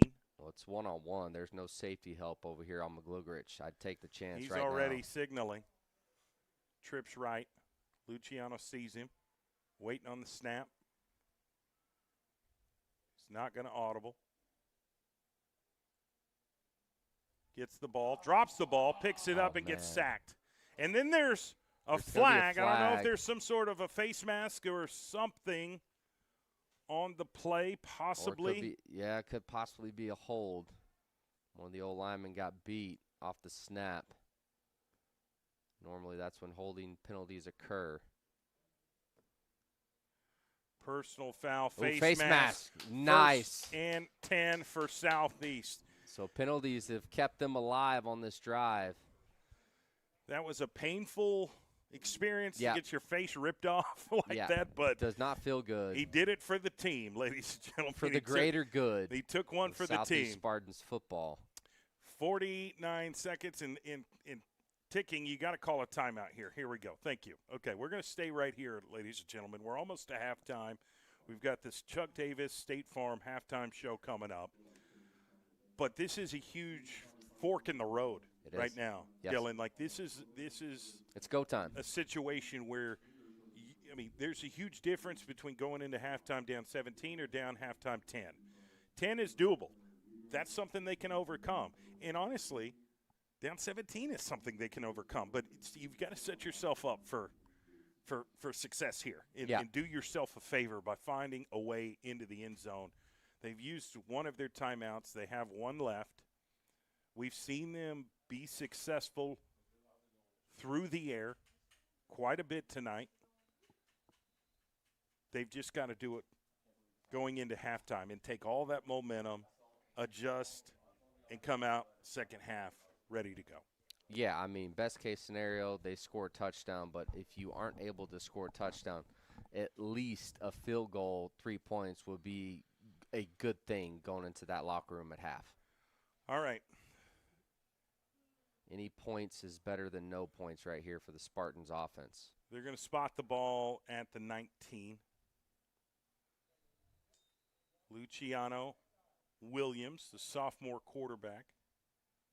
Got twins left, single receiver right. They're going to put a guy out there. McDonald on the end around, fakes the end around, throws, and intercepted at the 5. He's going to be fell down at the 10, and that's a turnover. He underthrew him on the route, and that's the quarterback for Duncan, number 3, Sawyer Rice, who also plays defensive back. He gets the pick for the Demons right there. That's huge. Just a momentum killer for Southeast. Huge stop for Duncan to prevent them from scoring the touchdown. McGlugrich had him beat. If Williams is able to put some more oomph on that throw and lead him, it's probably going to be a touchdown, but he underthrows it, and Rice makes him pay with a pick. 39 seconds left on the clock now for this Demon offense. McGlugrich coming off the field. You got Sawyer Rice in at quarterback now again. Davion Holland, ball is snapped. He's going to keep it himself and runs up the field, now runs left, still on his feet at the 25. He's going to be brought down at about the 28-yard line from the looks of it. Duncan's going to call a timeout. They got 3, so they're still going to have 2 left after this. Looks like they're going to try to score. You play to win the game, so they got the weapons to try to make some noise here on this last drive before halftime. Yeah, and if you look at what Duncan has done this season, they suffered their second loss of the season last week against Newcastle. Got beat by them 44-28, and so they've been wanting to get that bad taste out of their mouth, and they came ready to play today. And there's no question about it. So it's up to Southeast to play some defense. We've seen 17-point comebacks before many times over the years that we've done broadcasting. So it could happen tonight, but there needs to be some adjustments, and that's why you should tune into the halftime show. Holland's going to get it on the right side. He's going to be brought down. And he's brought down inbounds, which keeps the clock going. We'll see if Duncan takes their second timeout. think they do because the clock is stopped. Never mind. Now it's running. Ball spotted. Okay, here we go. Trips left.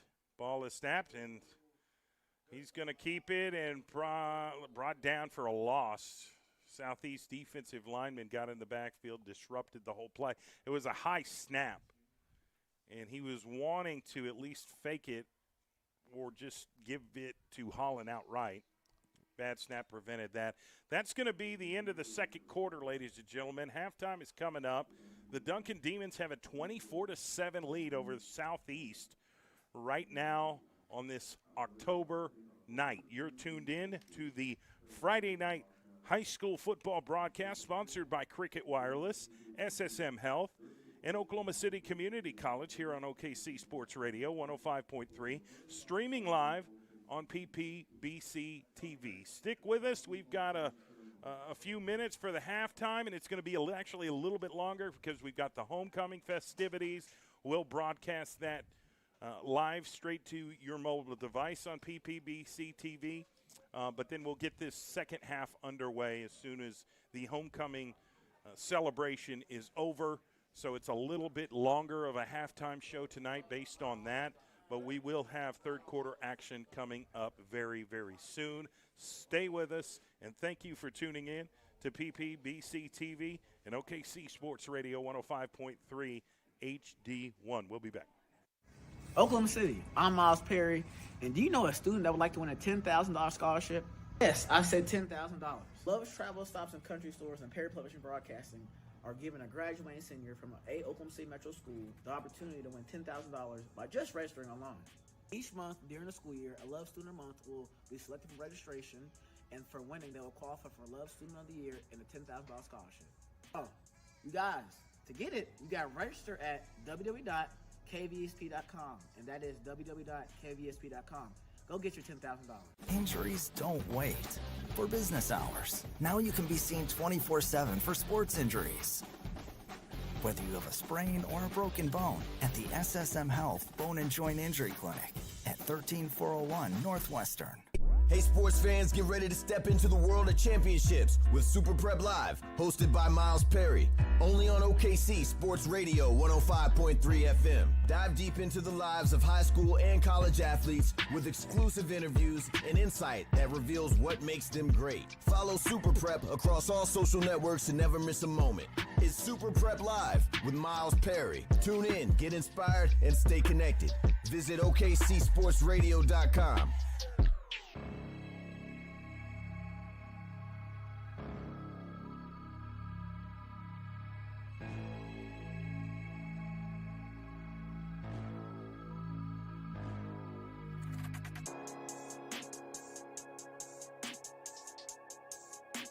Oh yeah, that's the sound of a good time. The sizzle, the flavor, the bite you've been waiting for. And you deserve it, because when it comes to burgers, why settle for ordinary? Big taste, big smiles, big moments. All stacked between two buns. And you can only get it at Just Burgers. Just Burgers, nothing else compares. Hey, what's up, guys? Jay Swick here. Now, I know a lot of you guys have hit me up wondering about Prize Picks, and I'm here to tell you it's the real deal. Utilize your sports knowledge and turn it into cash. Seriously, all you've got to do is download the Prize Picks app today and use my promo code SWIXPICKS. That's right, SWIXPICKS is the promo code. You get $50 in free lineups when you play your first $5 lineup. You don't want to miss out on that. Flex your sports knowledge and get cash for it. Do it today. Prize Picks. It's good to be right. Oklahoma City, I'm Miles Perry, and do you know a student that would like to win a $10,000 scholarship? Yes, I said $10,000. Love's Travel Stops and Country Stores and Perry Publishing Broadcasting are giving a graduating senior from a Oklahoma City Metro school the opportunity to win $10,000 by just registering online. Each month during the school year, a Love Student Month will be selected for registration, and for winning, they will qualify for Love Student of the Year and a $10,000 scholarship. Oh, you guys, to get it, you got to register at www.kvsp.com, and that is www.kvsp.com. Go get your $10,000. Injuries don't wait. For business hours, now you can be seen 24/7 for sports injuries. Whether you have a sprain or a broken bone, at the SSM Health Bone and Joint Injury Clinic at 13401 Northwestern.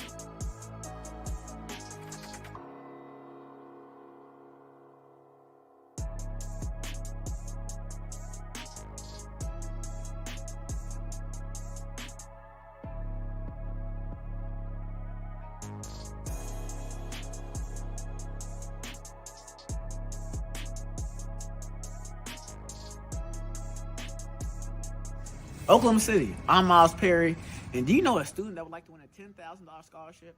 Yes, I said $10,000. Love's Travel Stops and Country Stores and Perry Publishing Broadcasting are giving a graduating senior from a Oklahoma City Metro school the opportunity to win $10,000 by just registering online. Each month during the school year, a Love Student Month will be selected for registration, and for winning, they will qualify for Love Student of the Year and a $10,000 scholarship. Oh, you guys, to get it, you got to register at www.kvsp.com, and that is www.kvsp.com. Go get your $10,000. Injuries don't wait. For business hours, now you can be seen 24/7 for sports injuries. Whether you have a sprain or a broken bone, at the SSM Health Bone and Joint Injury Clinic at 13401 Northwestern. Oh, yeah. That's the sound of a good time. The sizzle, the flavor, the bite you've been waiting for. And you deserve it, because when it comes to burgers, why settle for ordinary?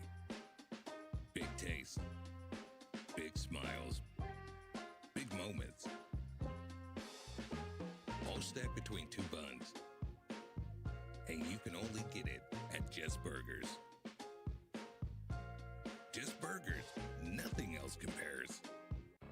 Hey, what's up, guys? Jay Swick here. Now, I know a lot of you guys have hit me up wondering about Prize Picks, and I'm here to tell you it's the real deal.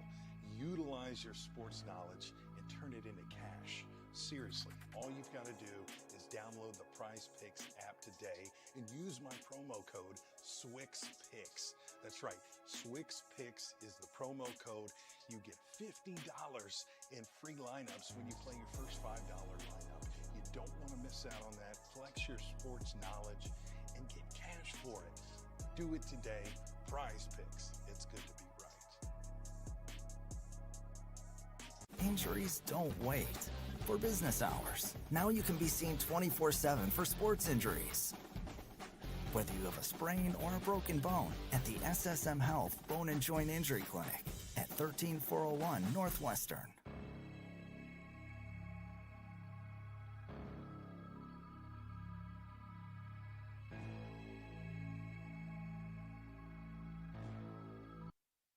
This broadcast is the exclusive property of Perry Publishing and Broadcasting Company.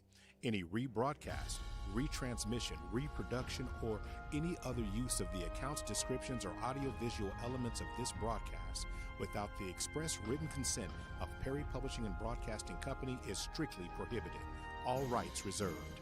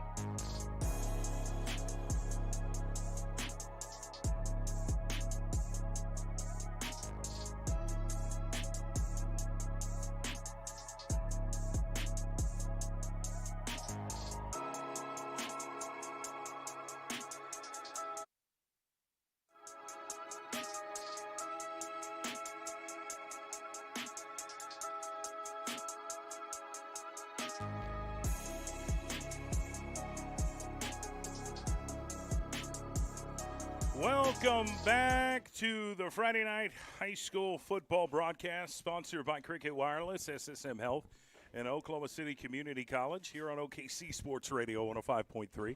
Streaming live on PPBC TV. We are at halftime with a score of 24-7. The Duncan Demons on top of the Southeast Spartans here at homecoming. We do have a homecoming king winner. It is Hernan Terrazas. Congratulations. He represents the black and blue at a very high level. He is a leader of the team and very worthy of homecoming king honors. So good for him. But the Southeast Spartans have some making up to do. They've got to come back from a 17-point deficit here in the second half. That's the situation. We've seen some really big plays made by the Duncan Demons. Credit them for everything they've earned tonight. Sawyer Rice started the game with a 95-yard kickoff return for a touchdown. He also had a 21-yard rush for a touchdown. They've also kicked a field goal. Sawyer Rice also had an interception. So it's been a really, really good look. Did he get it? Did he get that last touchdown too? Yeah, he's got 3 touchdowns on the night. 3 touchdowns in the first half by Sawyer Rice, the quarterback for and Duncan. A pick. He's also got an interception on the night too. He just does it all for the team. All 3 phases, Sawyer Rice is a difference maker, offensively, defensively, and special teams, as we saw. Now, the only points that were scored by Southeast was an interception by Carlton Evans, who took it to the house, a 6-point score. They knocked down the extra point, so that's kind of how we've gotten here to 24-7 score at half. Again, you're in tune to the Chuck Davis State Farm halftime show. Life is unpredictable, but your insurance doesn't have to be. Chuck Davis, your State Farm agent, protects what matters most with great coverage and service. Call 405-378-8008. We will talk adjustments now. Dylan, what does Southeast have to do to get back in this ballgame? Well, they first and foremost on defense, they got to stop the run. They've got to stop the run, fill the gaps, come downhill, wrap up, and that's to start defensively. They've done really well at defending the pass. They had the pick 6, almost 2 pick 6s. They've had really good success defending the pass, but stopping the run has been a problem, and they got to avoid those self-inflicting wounds, which are the penalties. The penalties have really been killing them, offensively especially. They'll have a good drive. They'll have great down and distance situation, and then a penalty will make them take a step back, and it just makes it all more difficult. So avoid the self-inflicting wounds and lock in on defense, stop the run, and try to get a big-time play on special teams. Try to match Duncan on special teams. You know, if you take away that 95-yard kick return for a touchdown, it's a much different ball game here tonight. Also, if you could take away from that interception made by Duncan right before half. If Southeast had scored, there's a lot of what-if scenarios here in this game. For sure. But that's the situation. You're down 24-7. It's up to you to come back and make up the deficit. Now, the good thing for Southeast is they are getting the football to start this third quarter, and you've got some big dogs in the back. With McGlugrich and Carlton Evans, he's going to get it to 25. He's going to bring it out to the 30. Still on his feet, close to the 35. They're going to mark him down at the 34. It'll be first down and 10. Do you make a quarterback change here? Do you continue with Luciano Williams? I would at least try Carlton Evans at quarterback for a series or two. Well, it also just depends on the way his shoulder's feeling. Coach Billingsley talked about it. If his shoulder was feeling good, we're going to try him out at quarterback. So obviously the shoulder is not feeling fantastic, and it's going to be Williams, number 3, in at quarterback once again for the Spartans offense. All right, he's got Josiah Hardy lined up at tailback right behind him. He's also got an H-back to his left. 3 receivers split, 1 man in motion. Ball is snapped, bad snap, catches it, runs left, trying to avoid the pass rush, cannot. Duncan got back into the backfield and made a significant play for a loss. That was not the ideal start to the third quarter if you're Southeast. It will be second down and 20, 10-yard loss. And really, does that play work out if it's a bad snap? I think Luciano finally caught it and panicked a little bit. We'll see what happens. Twin receivers on each side. Ball is snapped. Williams back, has to run right. Looking to throw. Is he going to keep it? He's going to keep it himself and gets pushed out of bounds right around the 24-yard line. And that's right back to the line of scrimmage. We're looking down at a 3rd and long situation. It'll be 3rd and 20 for Southeast. We've seen them get first downs on 3rd and 17. We've seen them get first downs on 3rd and 12. And they have the weapons at wide receiver to where they can get open. They can create the space. It's a matter of the throw being on time and on target and the blocking happening. It is definitely a possibility. We have seen it. You don't want to execute. You don't want to start a 3-and-out to start the 3rd quarter. Here's the snap. Williams drops back, throws. Incomplete, short throw to McDonald on the far left side. It's going to be incomplete, and 4th down at 20. Now Southeast has to punt the football. Deep in their own territory. They're going to be forced to punt the football. The throw was on time. It was there. McDonald just couldn't come up with the catch. So it's going to be a quick 3-and-out for the Spartan offense. And now the pressure will first and foremost be on this punt team to defend at all-time high against this lethal punt returner. All right, Duncan. Diego Romero is the punter. He gets the ball, kicks it. Pretty good punt right there at midfield. Takes a Southeast bounce. Going to be down at the 40-yard line. So Duncan will get their first possession of the second half and be 60 yards away from the goal line. So it's up to Southeast defense to really make a move here. Yeah. That's been their only points scored is actually from their defense when Carlton Evans got the pick 6. So you've really got to look at somebody to step up and make a play here for the Spartans. And they got the guys to do it. Damon Davis, that's one of the guys that they need to step up and make a big-time play. Expectations for him coming in this game are really high. And he's a game wrecker. If he can get back there in the backfield, get his hands on the quarterback or the running back. Duncan in double tight. Receiver on each side. Ball is snapped. Hands off to Holland. Up the middle. Has some room. Gets right to the first down marker. I think they're going to give him the first down. A solid 10-yard gain by the Duncan Demon running back. And that was Damon Davis on the tackle. Got to the second level. Here's the snap again. They're going to give it to Holland, and he's going to be stuffed right at the line of scrimmage. No gain. 2nd down and 10. Right at the 50. Yep, number 8, Tyquavius Williams came flying in from linebacker to make that tackle right at the original line of scrimmage. Good-looking D-end out there, number 8. He's Brandon Sanchez, the sophomore defensive tackle in line of scrimmage. Damian Davis is back there. Ball is snapped, hands off to Holland. Has some positive yards, got about 4.5 to 5. Going to bring up a 3rd down and 5 situation here for the Demons, who are in Southeast territory now. It's Tyquavius Williams, back-to-back tackles, 2 in a row. He is showing that he's leaving it all out there, the passion, the energy. It's still there for him. He's got a motor. 3rd down and 6, 4-yard gain. Sawyer Rice looking for the snap. Gets it, hands off to Holland. Gets hit in the backfield and tackled for about a 2-yard loss.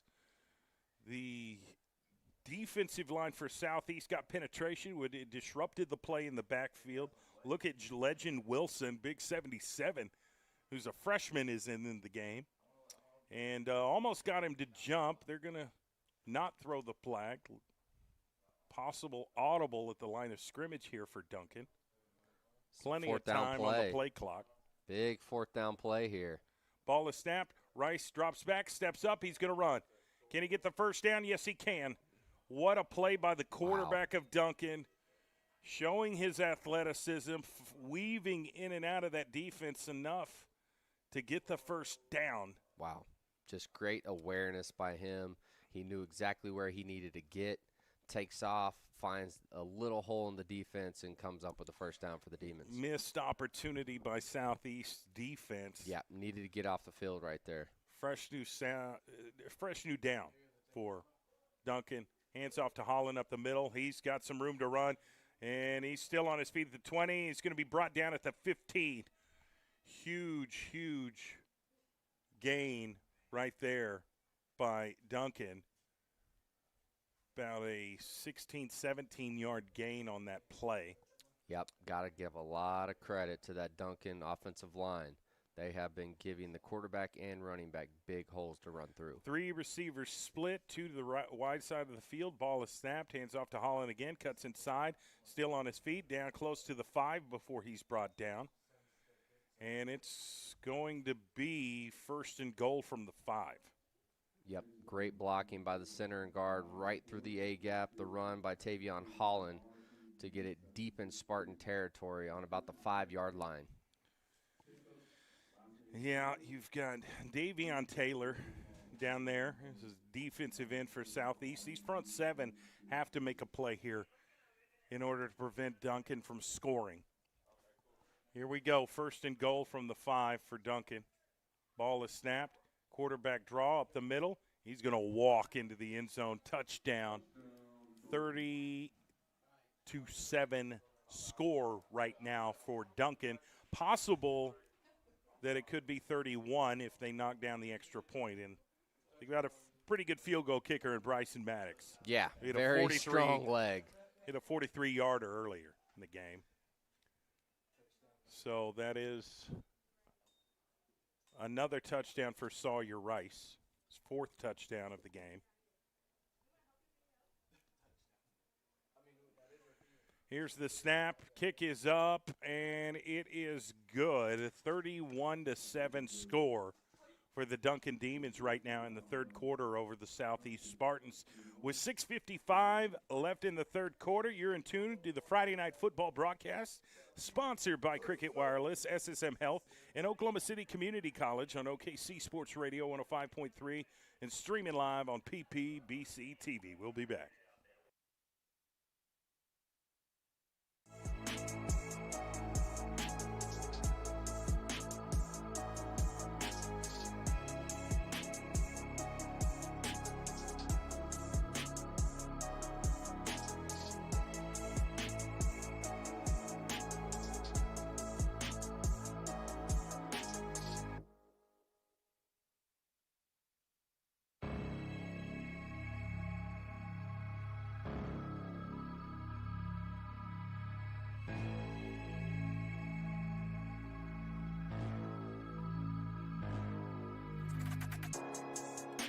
Welcome back to the Friday Night Football broadcast, sponsored by Cricket Wireless, SSM Health, and OCCC here on OKC Sports Radio 105.3 and streaming live on PPBC TV. It's been all Duncan Demons tonight here at Spiegel Stadium. They've got a significant lead here in the 3rd quarter, up 31-7. But Southeast is going to keep fighting. That's what they're coached to do. And their offense is going to run out onto the field, see if they can cut this deficit. I think we might see a quarterback change. Carlton Evans might be the quarterback on this drive. I mean, why not? Give him a shot. Change up the look for this Demon defense. They got to respect the running ability for Evans. He is a playmaker. There's no question about it. All right. 3 receivers set, 2 on the left, 1 on the right. Hardy is the running back. Got 1 man in motion. They're going to hand off on the jet sweep. Cuts it up. Gets some positive yards. Gets to the 25-yard line. 5-yard gain for the Southeast Spartan offense. That was Spiller on the carry. Kylan Spiller. Yep. I like the play call. Good blocking. Great run. Nice little 5-yard chunk on the play. See if Carlton Evans can get the spark going in this Spartan offense that they need so badly. Carlton Evans was the only source of offense here in the first half. He made a defensive play. Now he's going to throw it left. Incomplete. Is that McGlugrich out there? Trying to find McGlugrich on the quick slant. But they just weren't on the same page there, so it's going to be an incompletion, and that'll make it 3rd and about 5 here for the Spartans offense. Going to get back to the line of scrimmage here, and all the momentum has been on Duncan's side, but Southeast needs to steal some of it. trip receivers, 2 on the left, 1 on the right. 2 running backs, 1 alongside Evans. He's going to fake the handoff, looks to throw, has to run right, avoids the rush, throws the pass incomplete, knocked out of bounds.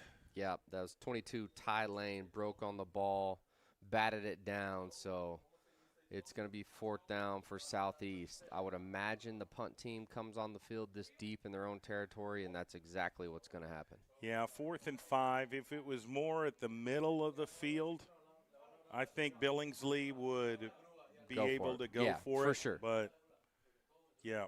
So they're going to punt the football, and let's see who's back to return the punt for Duncan. I'm trying to see the I think number. It's number 4, Boston White. And just a high punt. Didn't go too far. It had some arch, but not a lot of distance. Mark it out at about the 41-yard line. All right, so we'll see this Southeast defense get out there, and they've got to make a play, you know. Yeah, got to make a play. Got to try to create a turnover.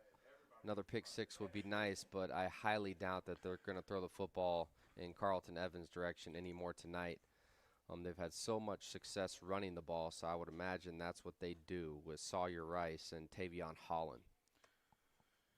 Good crowd tonight here at Spiegel Stadium. Obviously, it's homecoming, so you're going to get some alumni and some former students, some graduates, families all over. Here's the snap for Duncan. They're going to hand off to Holland. It gets wrapped up. Is there a loose ball? I think so. I think it's a loose ball. Did Southeast jump on it? From the looks of it, it did, and we got the signal from the referee, didn't we? Still waiting on the signal here. It is Southeast Spartan football. They got a turnover they need. Is that enough to get this tide turned?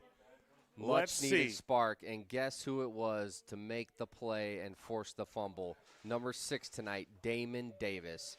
The big-time junior for this Spartan defense makes another big-time play. And now it's up to the offense to try to march down the field and get some more points on the scoreboard. Still Carlton Evans in a quarterback. Got McDonald in the game. He gets the play from Carlton. Now he's going to line up in the slot. Shotgun. 1 H-back, 1 running back. Ball is snapped. Picks it up. Has to run right. Now he runs left. Now runs right again and gets pushed out of bounds. No, he's still in bounds. And they're saying it's a loose ball. No. Worst case scenario right there. If, in fact, it is a fumble recovered by Duncan. But I think they're going to call him down already. Yeah, I have not seen the sign for a change of possession here. So, he apparently they ruled him down. So he got a 1-yard gain, 2nd and 9 for Southeast. You want to try to avoid that at all costs. Turning the football all over, you're already in a tough situation, down 31-7. Evans overlooking the defense, got twin receivers to his left, 1 to the right. Waiting on the snap, gets it, hands off to the running back up the middle. Can't get through that first line of defense. We've got a bunch of flags. They're all thrown at once. Do I say unsportsmanlike conduct on the field? Possible. It was flags were after the play was already over. So, little extra activity. Yeah, I think some frustration is kind of set in. Which makes sense. We get it. We've all been there. But now you're going to cost your team some yards, unfortunately, and it's against the Spartans. Yep, unsportsmanlike on the Southeast Spartans. Not a good situation. Already a bad situation that just got worse. But you got to keep your emotions in check. But we're reminded often that these are high school kids, and right, we're all human at the end of the day. But you got to keep your composure. Wear your emotions on your sleeve. You just got to be smart about it. So we'll see how they respond. Carlton Evans is a big play guy. He needs a big play right here. 2nd down and 23 for the Spartans. Shotgun. Waiting on the snap. 1 man in motion. Gets it. Going to throw it over the middle. Caught by McDonald and is still on his feet. Takes a big hit past the original line of scrimmage. That's going to be about 16 yards. Nice chunk play right there by McDonald. Good throw by Evans. Finds one of his lethal weapons on the reception, and number 4, McDonald. So They're going to mark that at 3rd and 6. makes this 3rd down way more manageable. Twin receivers on each side. Evans in quarterback. And is that a false start? 2 flags at the same time. Definitely is a Yeah, false start. Unfortunately, down that 3rd and 6 turns into a 3rd down and 11 situation for the Spartans. Yep. 1 step forward, 2 steps back. It's tough. The self-inflicting wounds have, like you said, been the Achilles heel. It's really been costing them tonight. But the good thing is they're still playing hard. And, well, listen, we've been wondering when Southeast was going to battle some adversity. They've started the season 5-0. They're a good football team, and they've went in front of a team tonight that's playing angry and playing well. Good football by Duncan. And there's the snap. They're going to throw it and complete on the far left side. He doesn't get much positive yards. It's going to be 4th and about 7 or 8. Yeah, really interested to see if Coach Billingsley is going to go for it or punt it. I think it's going to end up being the punt team on the field. Yeah. No question about it. And we'll see who's going to bring the ball out as the punt returner for Duncan here. Well, okay, I think that was actually a turnover on downs. Was that 4th down? Yeah.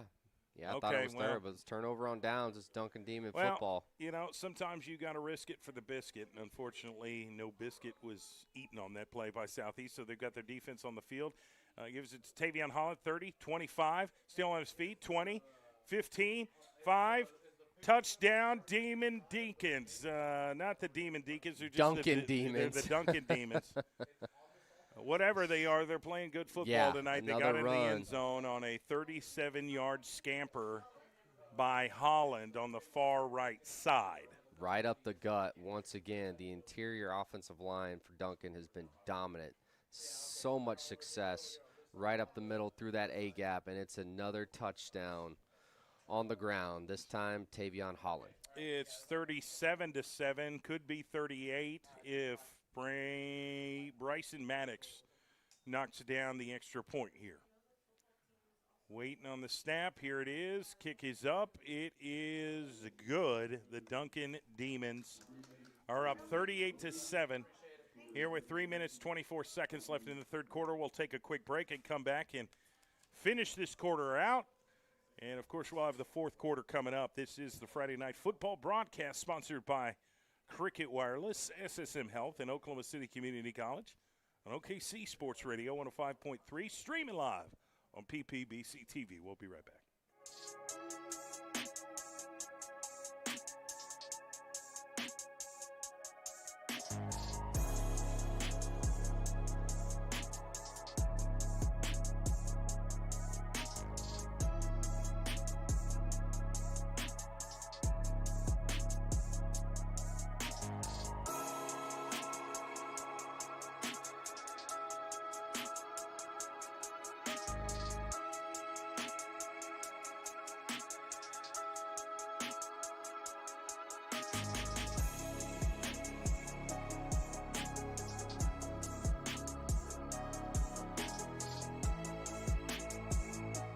All right, we are back here, late third quarter, 3:24. Southeast catches the ball at the 10, gets to 20, 25, still on his feet, and is going to be brought down at the 29, but I think there's a loose ball on the field, unless he was ruled down.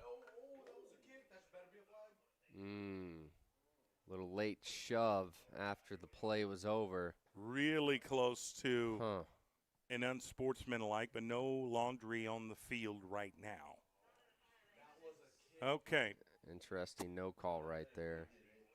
Yeah, so White Hat is talking it over with the players. I think he's trying to cool down the temperature in the room. This is a Southeast team that's 5-0 going into this game. they're not used to being down like this. Right. And so they're going to keep fighting and keep playing and doing what they're coached to be doing. Some substitutions here. Okay. Play clock is on the way. Going to have trip receivers to the left, one to the right. Carlton Evans going to get the ball, drops it, but then throws it. Got a Has man out wide at 9, open. 50, 40, 30, 20. Has one man to beat, 10, 5. And he's knocked out of bounds at the 1. He took a huge hit, but he's down to the 1-yard line. That was a huge, huge 70-yard pass and catch from the quarterback to the wide receiver, number 9, Julian Woods. Yeah, I mean, he was wide open. It's like the defense forgot that he was over there. What a great find by Carlton Evans to see Julian Woods wide open.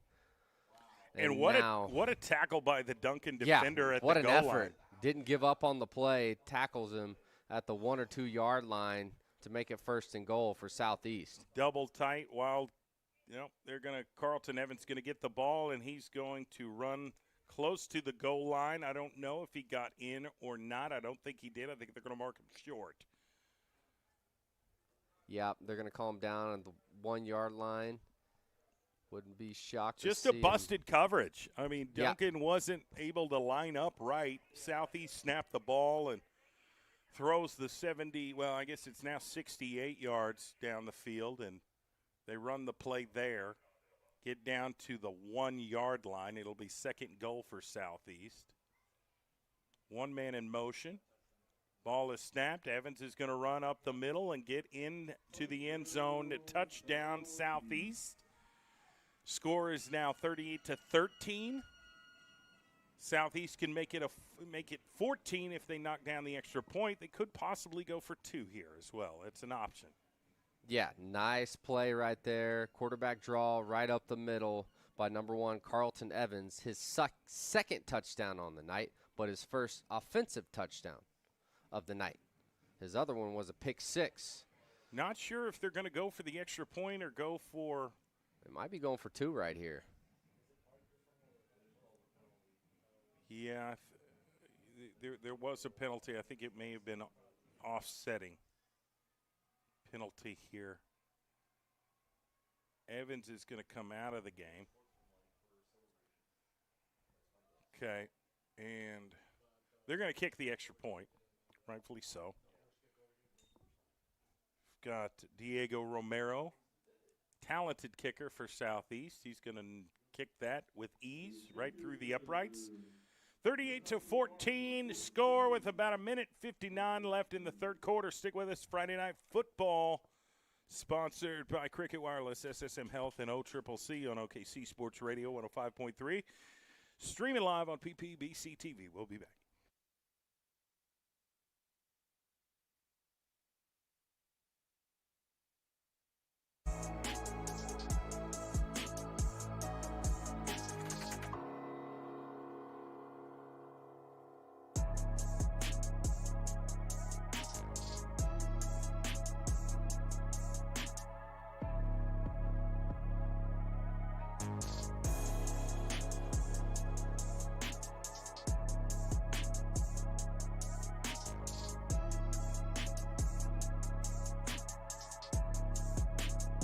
Welcome back to Friday Night Football, sponsored by Cricket Wireless, SSM Health, and Oklahoma City Community College here on 105.3. Streaming live on PPBC TV. We've got a score of 38-14. The Duncan Demons are on top. Got a 24-point lead right now on Southeast. Southeast just scored to get within 24. Now they're going to kick off to Duncan. Wouldn't mind to see, just to make things interesting, how about an onside here? Surprise onside kick would be nice, especially if Why not? Southeast can recover it. And then, offense back on the field, try to make things real interesting. But we shall see how that unfolds. If they do kick it deep, look for number 3, Sawyer Rice. They've been in that huddle for a while, the kickoff team has, so it They'll be trying to do something interesting. Duncan has played very good on special teams here this evening.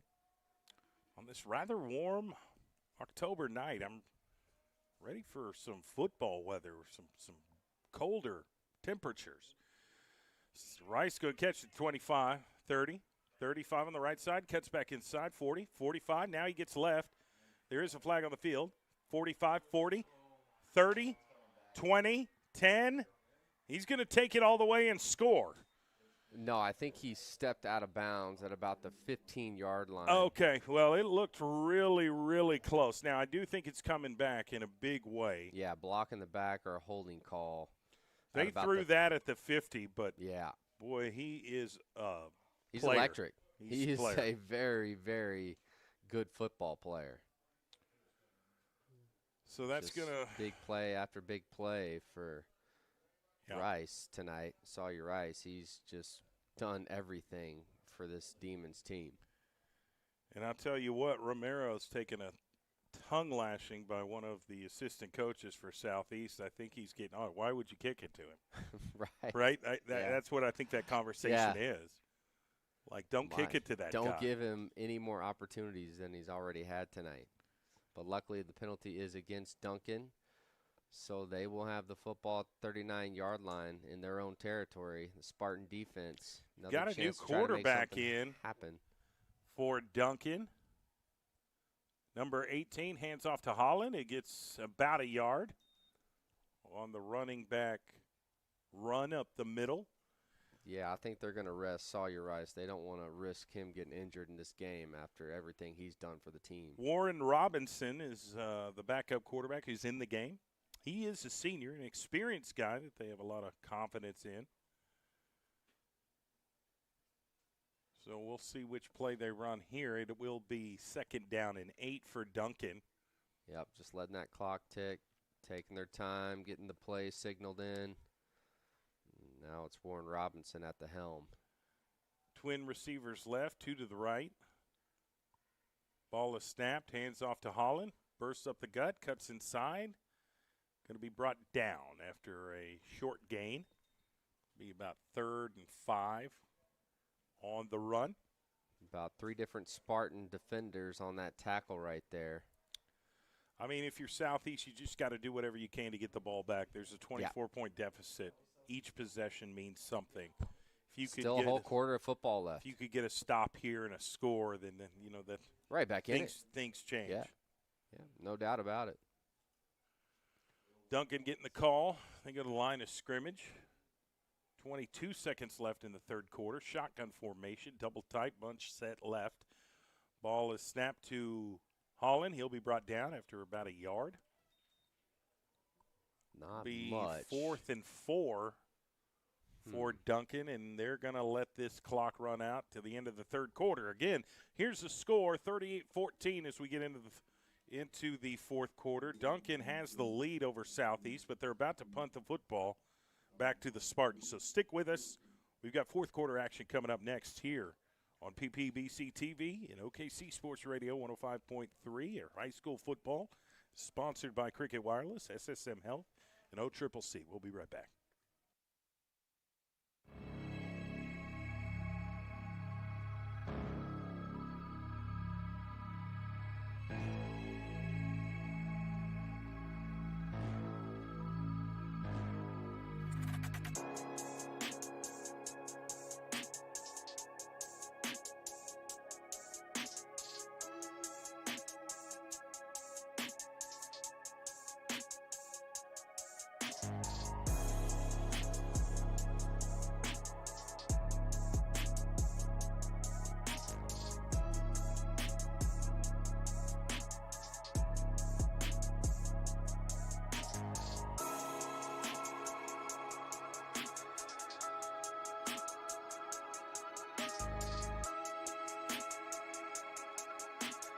Here we go, fourth quarter underway, and they're going to hike the football and stop the play dead. So that's not exactly a cinematic start to the fourth quarter. Not at all. So now 11:59 with that penalty, do they the punt? fourth. Yep, that's exactly what's going to go down. They're going to bring the punt team on the field. Was that a false start on Duncan? Yep, sure was, and it's McGlugrich back deep to return this punt.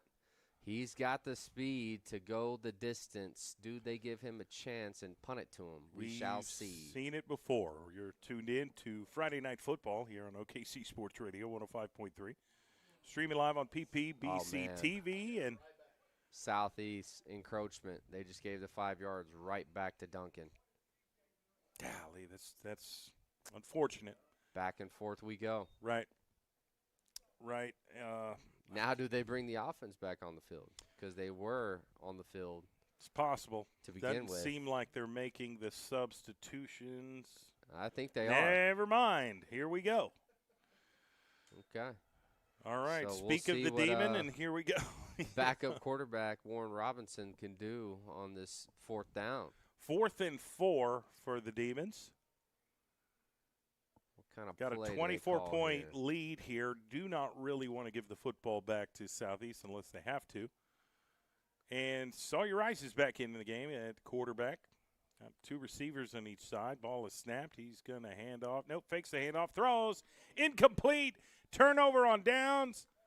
The Southeast Spartans are going to get the football back in Demon territory.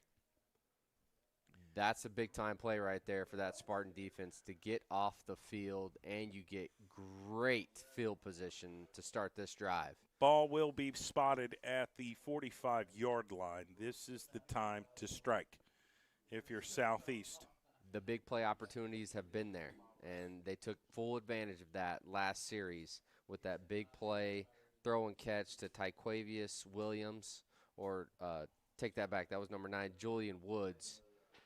And then it was Evans who finished it in the end zone. 4 receivers split, 2 on each side, 1 running back behind Carlton Evans, who's in at quarterback. 1st and 10. Here's the snap. Drops back, fakes a handoff, throws right, completes it, doesn't get anything. It's tackled right at the line of scrimmage. A quick throw to the outside, quickly swallowed up by the defensive back from Duncan, who made the tackle on the far left side.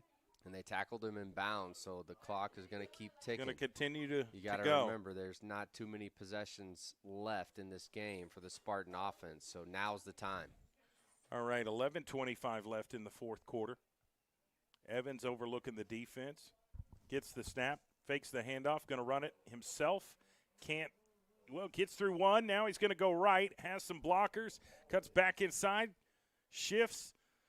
Wow, he had to work really, really hard to get back to the line of scrimmage. It might even be a 1-yard gain, but he avoided the big loss. Yeah, he did. It could have easily been a 5 to 6 yard loss, but he's just so elusive out there. Gave it everything he had to just get about a 1-yard gain on that scramble play. It will be 3rd down and 10 for Southeast, who is desperate to get into the end zone here.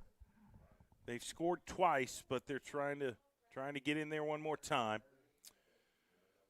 McGlugrich down here on the far left side. Now he's coming inside a little bit. Now get lined up. Ball is snapped. He throws to McDonald. I think him and McGlugrich were not on the same page. Yeah, I think not it was on the supposed same to page. be a But jailbreak also screen. Evans is clutching his shoulder.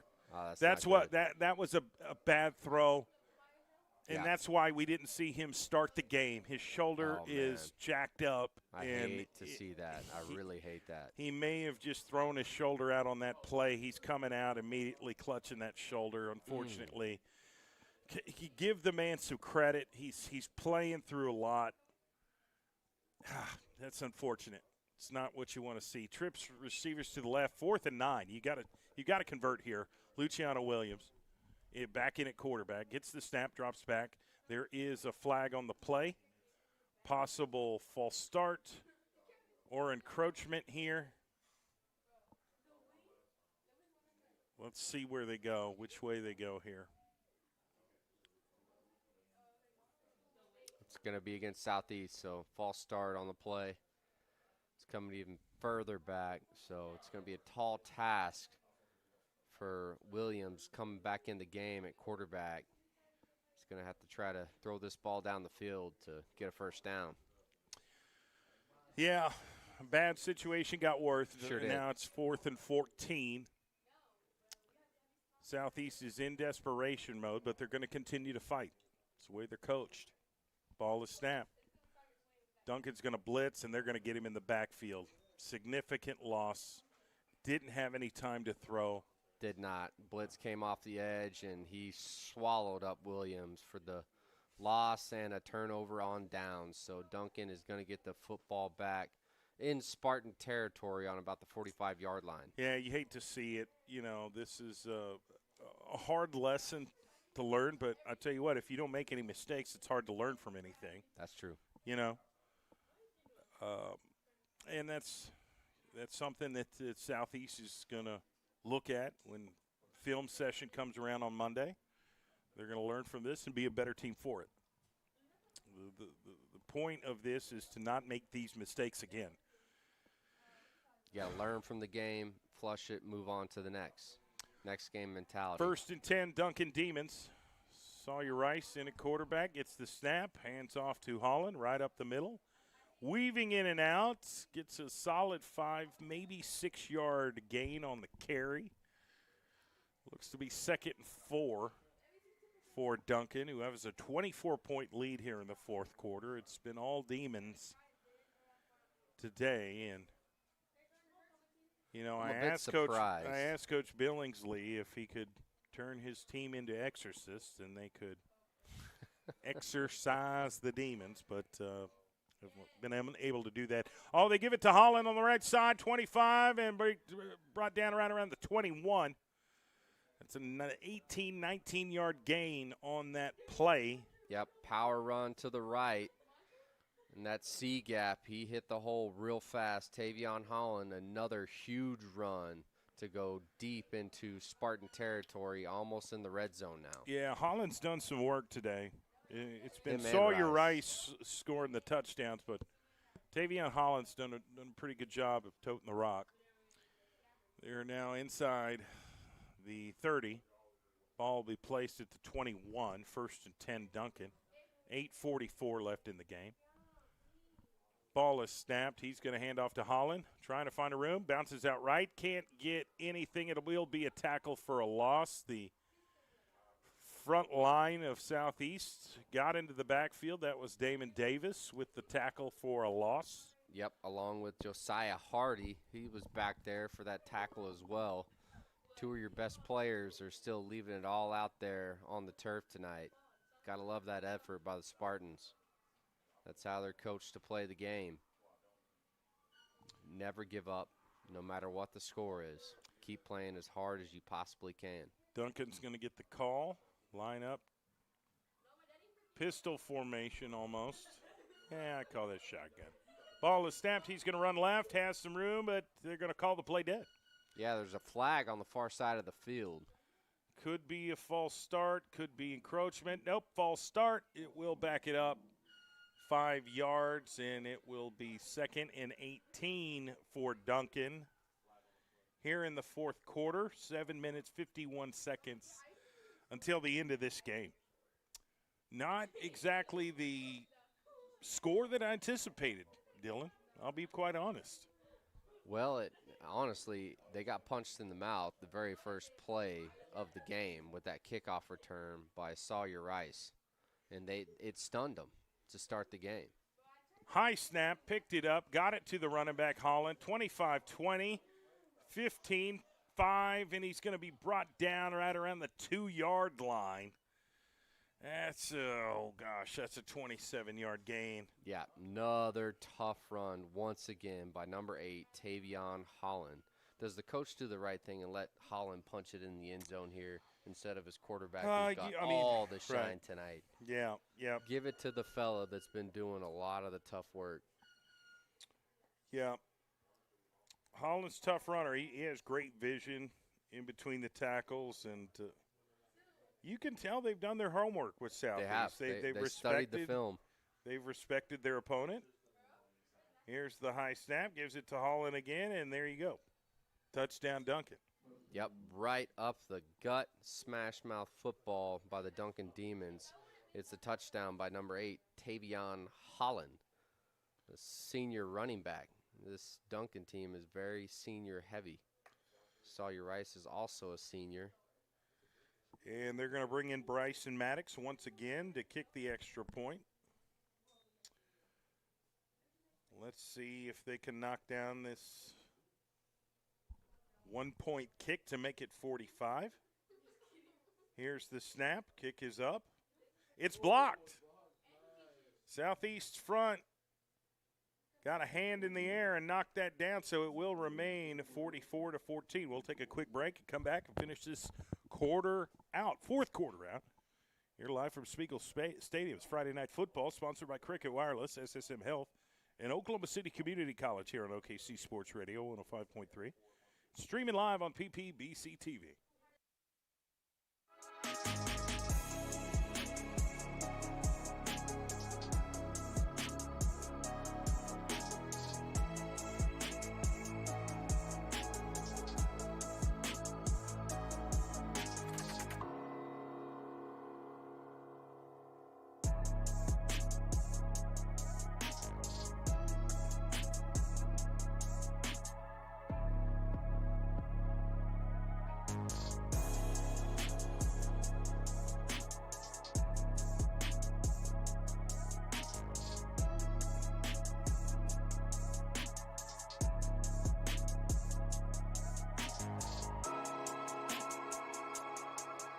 All right, fourth quarter action here, live from Spiegel Stadium. But it's been all Duncan Demons. They're up 44-14 with 6 minutes, 50 seconds left in the game. And Southeast going to muff the kick return, but get us all the way to the 37-yard line. Yeah, pretty good return after almost losing control of the ball. He muffed the kickoff and picked it back up and got a good movement ahead, significant yards. For sure. Kylan Spiller. So right now you're just playing for pride at this point. Oh, 100%. Playing for pride. One of your players is down hurt, so Williams is back in the game at quarterback. He's going to step up to the play and see if he can get something going offensively.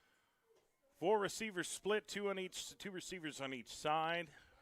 Williams gets back, looking to throw, has to run right, steps up, throws right off the fingertips of, let's see, was that 9? Was that Julian? That was Julian Woods. Tried to force it in there that it was Boston White with the really good coverage on him, and he bats the ball away. So incompletion by Luciano Williams.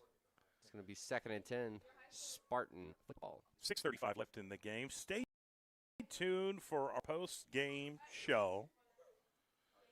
And we will have the Just Burgers player of the game. We'll announce that. And then soon after that, we've got Prep Zone with D. Wright and Luke Orvis. Williams going to run right and throws complete. No, off the fingertips of McDonald. If he brings that in, he's got a first down. Yeah, he had him too. If your hands touch the football, you got to make the catch. That was a great play by Williams. He was being pressured, so he rolls out to his right, throws the ball on the money. Just couldn't come up with the catch. It's another incompletion to make it 3rd and 10. All right, I think there was a penalty on the play. And okay, yeah, looks like it's going to be against Duncan. Roughing the passer. So that's an automatic 1st down and 10 for the Southeast Spartans. Much needed penalty for Southeast to benefit from. They haven't had too many life. breaks tonight. So Williams is in at quarterback. They went with Evans for a little bit in the second half, and you could tell his shoulder was jacked up. You got a bunch set on the left. Ball is snapped. They're going to hand off to McDonald in the end around. He's got some room. 45, 40, cuts inside, gets the first down. And he's going to be right around the 37-yard line. It will be first down and 10 for the Southeast Spartans. So great play Good design play. right there. Great blocking. The tackle got the reach block to seal it and give their athlete McDonald some room to run. Gets that first down and 10. they're going to huddle up. Ball will be placed, never mind, at the 38-yard line. First and 10 Southeast. Shotgun formation, trips left. Single receiver right. Bad snap picked up by Southeast, and they immediately get swallowed up by those defensive linemen from Duncan. I see number 24, Onyx Mayfield, in on the tackle, so that's going to be for a loss. Yep, Southeast coach down here is livid. There has been some issues with the snap getting to the quarterback tonight. It's been a problem. That's something that's fixable. Yeah, they can definitely fix it. I don't know if it's fixable tonight, but I'm confident in these guys. Time to practice it during the week. Prepare Trips for the left. next game. One right. Ball is snapped. Williams has to move around in the pocket. Throws. Caught by McGlugrich, and he's going to be brought down. There is a flag on the other side of the field. Yeah, way behind the defense, the flag was thrown. Interested to see. Could be a defensive holding here. Yeah, it is. That's exactly what it is. It's going to be on Duncan, and that's going to be a free first down and 10 to Southeast, something that they can definitely need right benefit now from that penalty once again. Be nice if they could finish this drive in the end zone. Get something to build off of and take into next week. Get lined up at the 32. So not quite a first down, but way better field position than they had. It's a good sign. It's Carlton Evans is back in the football game. Love to see that. He's playing wide receiver instead of quarterback this series. 2nd and 4. Williams in the shotgun formation has trips right. One receiver left. It's McGlugrich. Waiting on the snap. Gets it. Drops back. Looking to throw. Does. Complete to McGlugrich at the 25. He spins. And be brought down at the 24. Couldn't get past those corners that stepped up big for Duncan. Really But nice. it is a first down and 10 for Southeast. Crisp route right there by McGlugrich. Gets the corner back on his heels. And there's a stops on timeout, dime, and comes we'll back. take one, too. We'll be right back with more Friday Night Football, sponsored by Cricket Wireless, SSM Health, and Oklahoma City Community College on OKC Sports Radio 105.3, streaming live on PPBC TV. We'll be right back.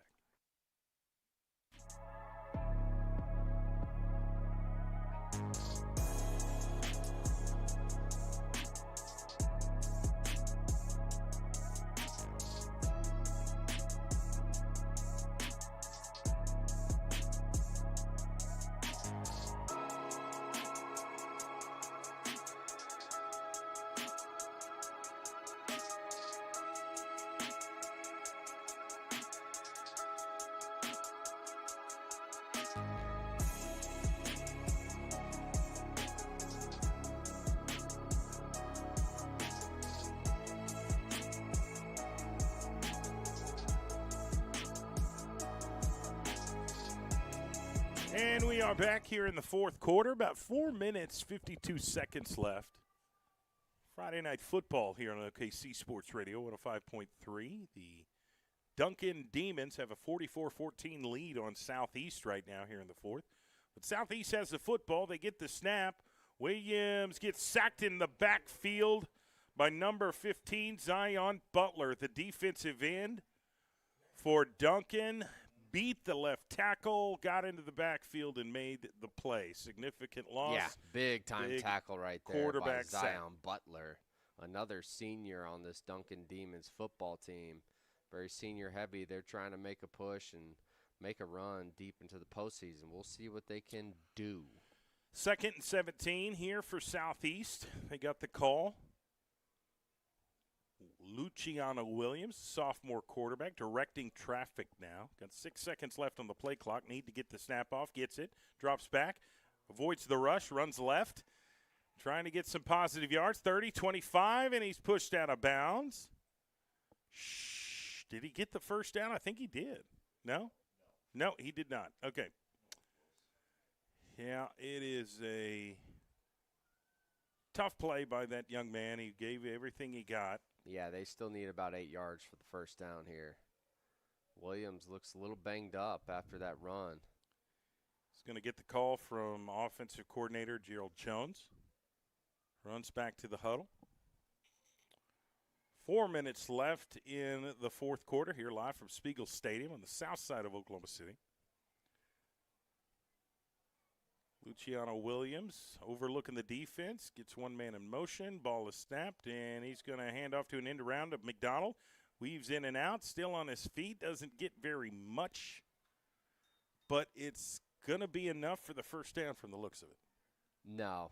They still need about 7-8 yards to get the first. He didn't get much at all. Well, is that not the it took marker? too much time to set the play up. Okay, I'm losing track of the first down marker out there. Yeah. Okay. You're looking at the original line. The line of scrimmage Yep. here. Okay, my apologies. Yeah, that play just took a little too long to set up in the backfield, and Duncan got back there to disrupt it in a hurry. So 4th and 8. We'll see for Southeast here. They can keep this drive alive. Wonder what play call they go to on this 4th and 8 situation. We'll find out what the former Tennessee Volunteer calls. That's Gerald Jones, the offensive coordinator for Southeast. Williams relaying the play to his teammates. Now they're going to the line of scrimmage. Got a bunch of Duncan Demons in the box here. One man in motion. It's McDonald. Nope, it's Spiller. Ball is snapped. Williams runs left, trying to avoid, and he gets sacked in a big way. The backfield, number 7, Crew Badowski, the junior linebacker for Duncan, made the play on the 4th down, and that's going to be a turnover on downs. Just hadn't been the Spartans' night tonight. For a lot of, execution has been a problem. But at the same time, I think Duncan just has played some stellar football through all 3 facets of the game. Yeah, they have. Came off a tough loss against Newcastle, so they earned everything that they've gotten tonight. So you got to give credit where credit's due, and I think Southeast was taken by surprise a little bit. Nothing they can't fix, though. Here's the snap for Duncan, and the quarterback's going to keep it and gets tackled for about a 1-yard gain. You've got number 18, Warren Robinson, is back in a quarterback and is going to finish out this game for Duncan and get some much-needed reps. Now, the good thing for Southeast is they already have one district win under their belt. Yep, this is very true. This is only their 2nd district game. The October part of the football season is the most crucial when it comes to making or missing the playoffs. So they got to get over this loss real quick and move on to the next game. 4 receivers split. Robinson gets the snap. He's going to run it himself up the middle. Bounces off a tackle and gets a solid 15-yard gain. Tough running by for the backup number 18. quarterback. Yeah. The senior, Warren Robinson, making his presence felt.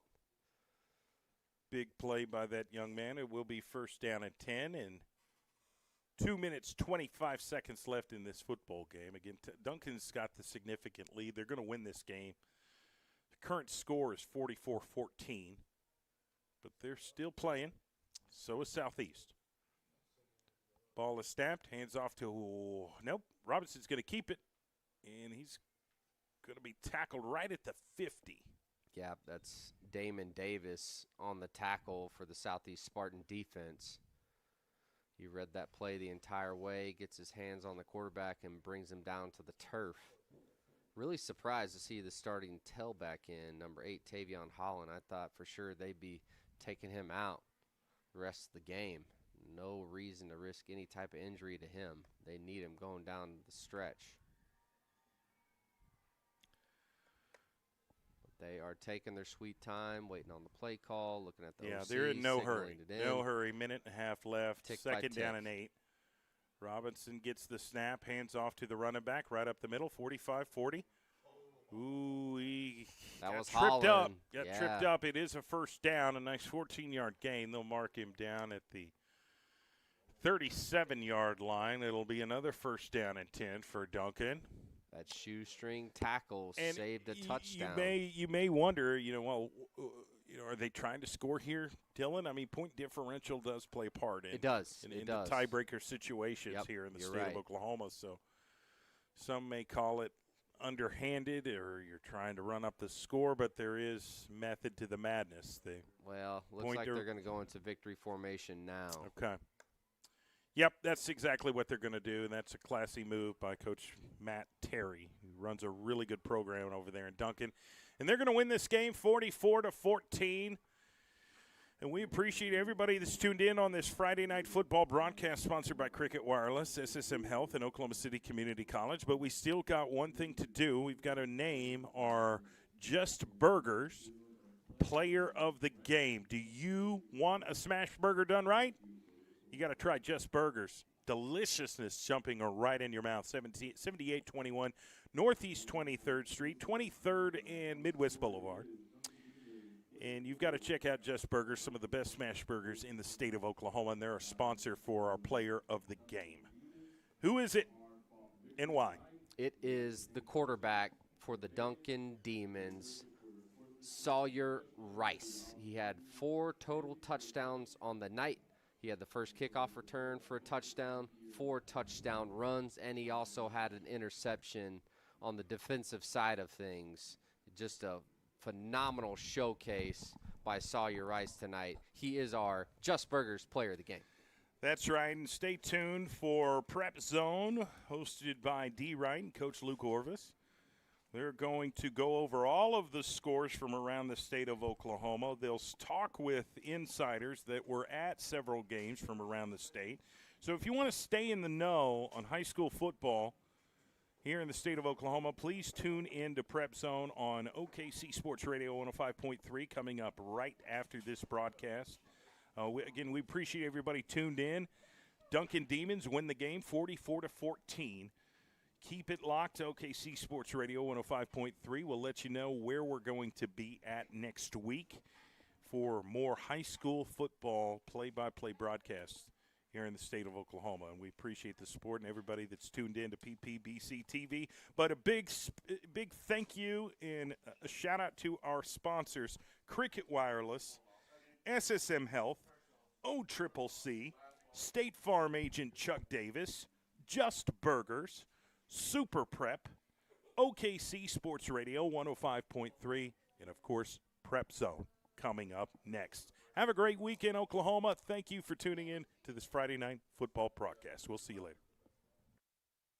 Injuries don't wait for business hours. Now you can be seen 24/7 for sports injuries. Whether you have a sprain or a broken bone, at the SSM Health Bone and Joint Injury Clinic at 13401 Northwestern. Oh, yeah.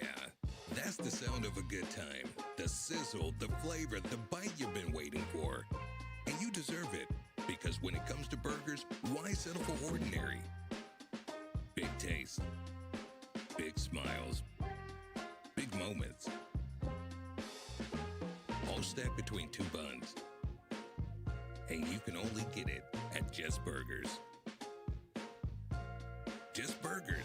Nothing else compares.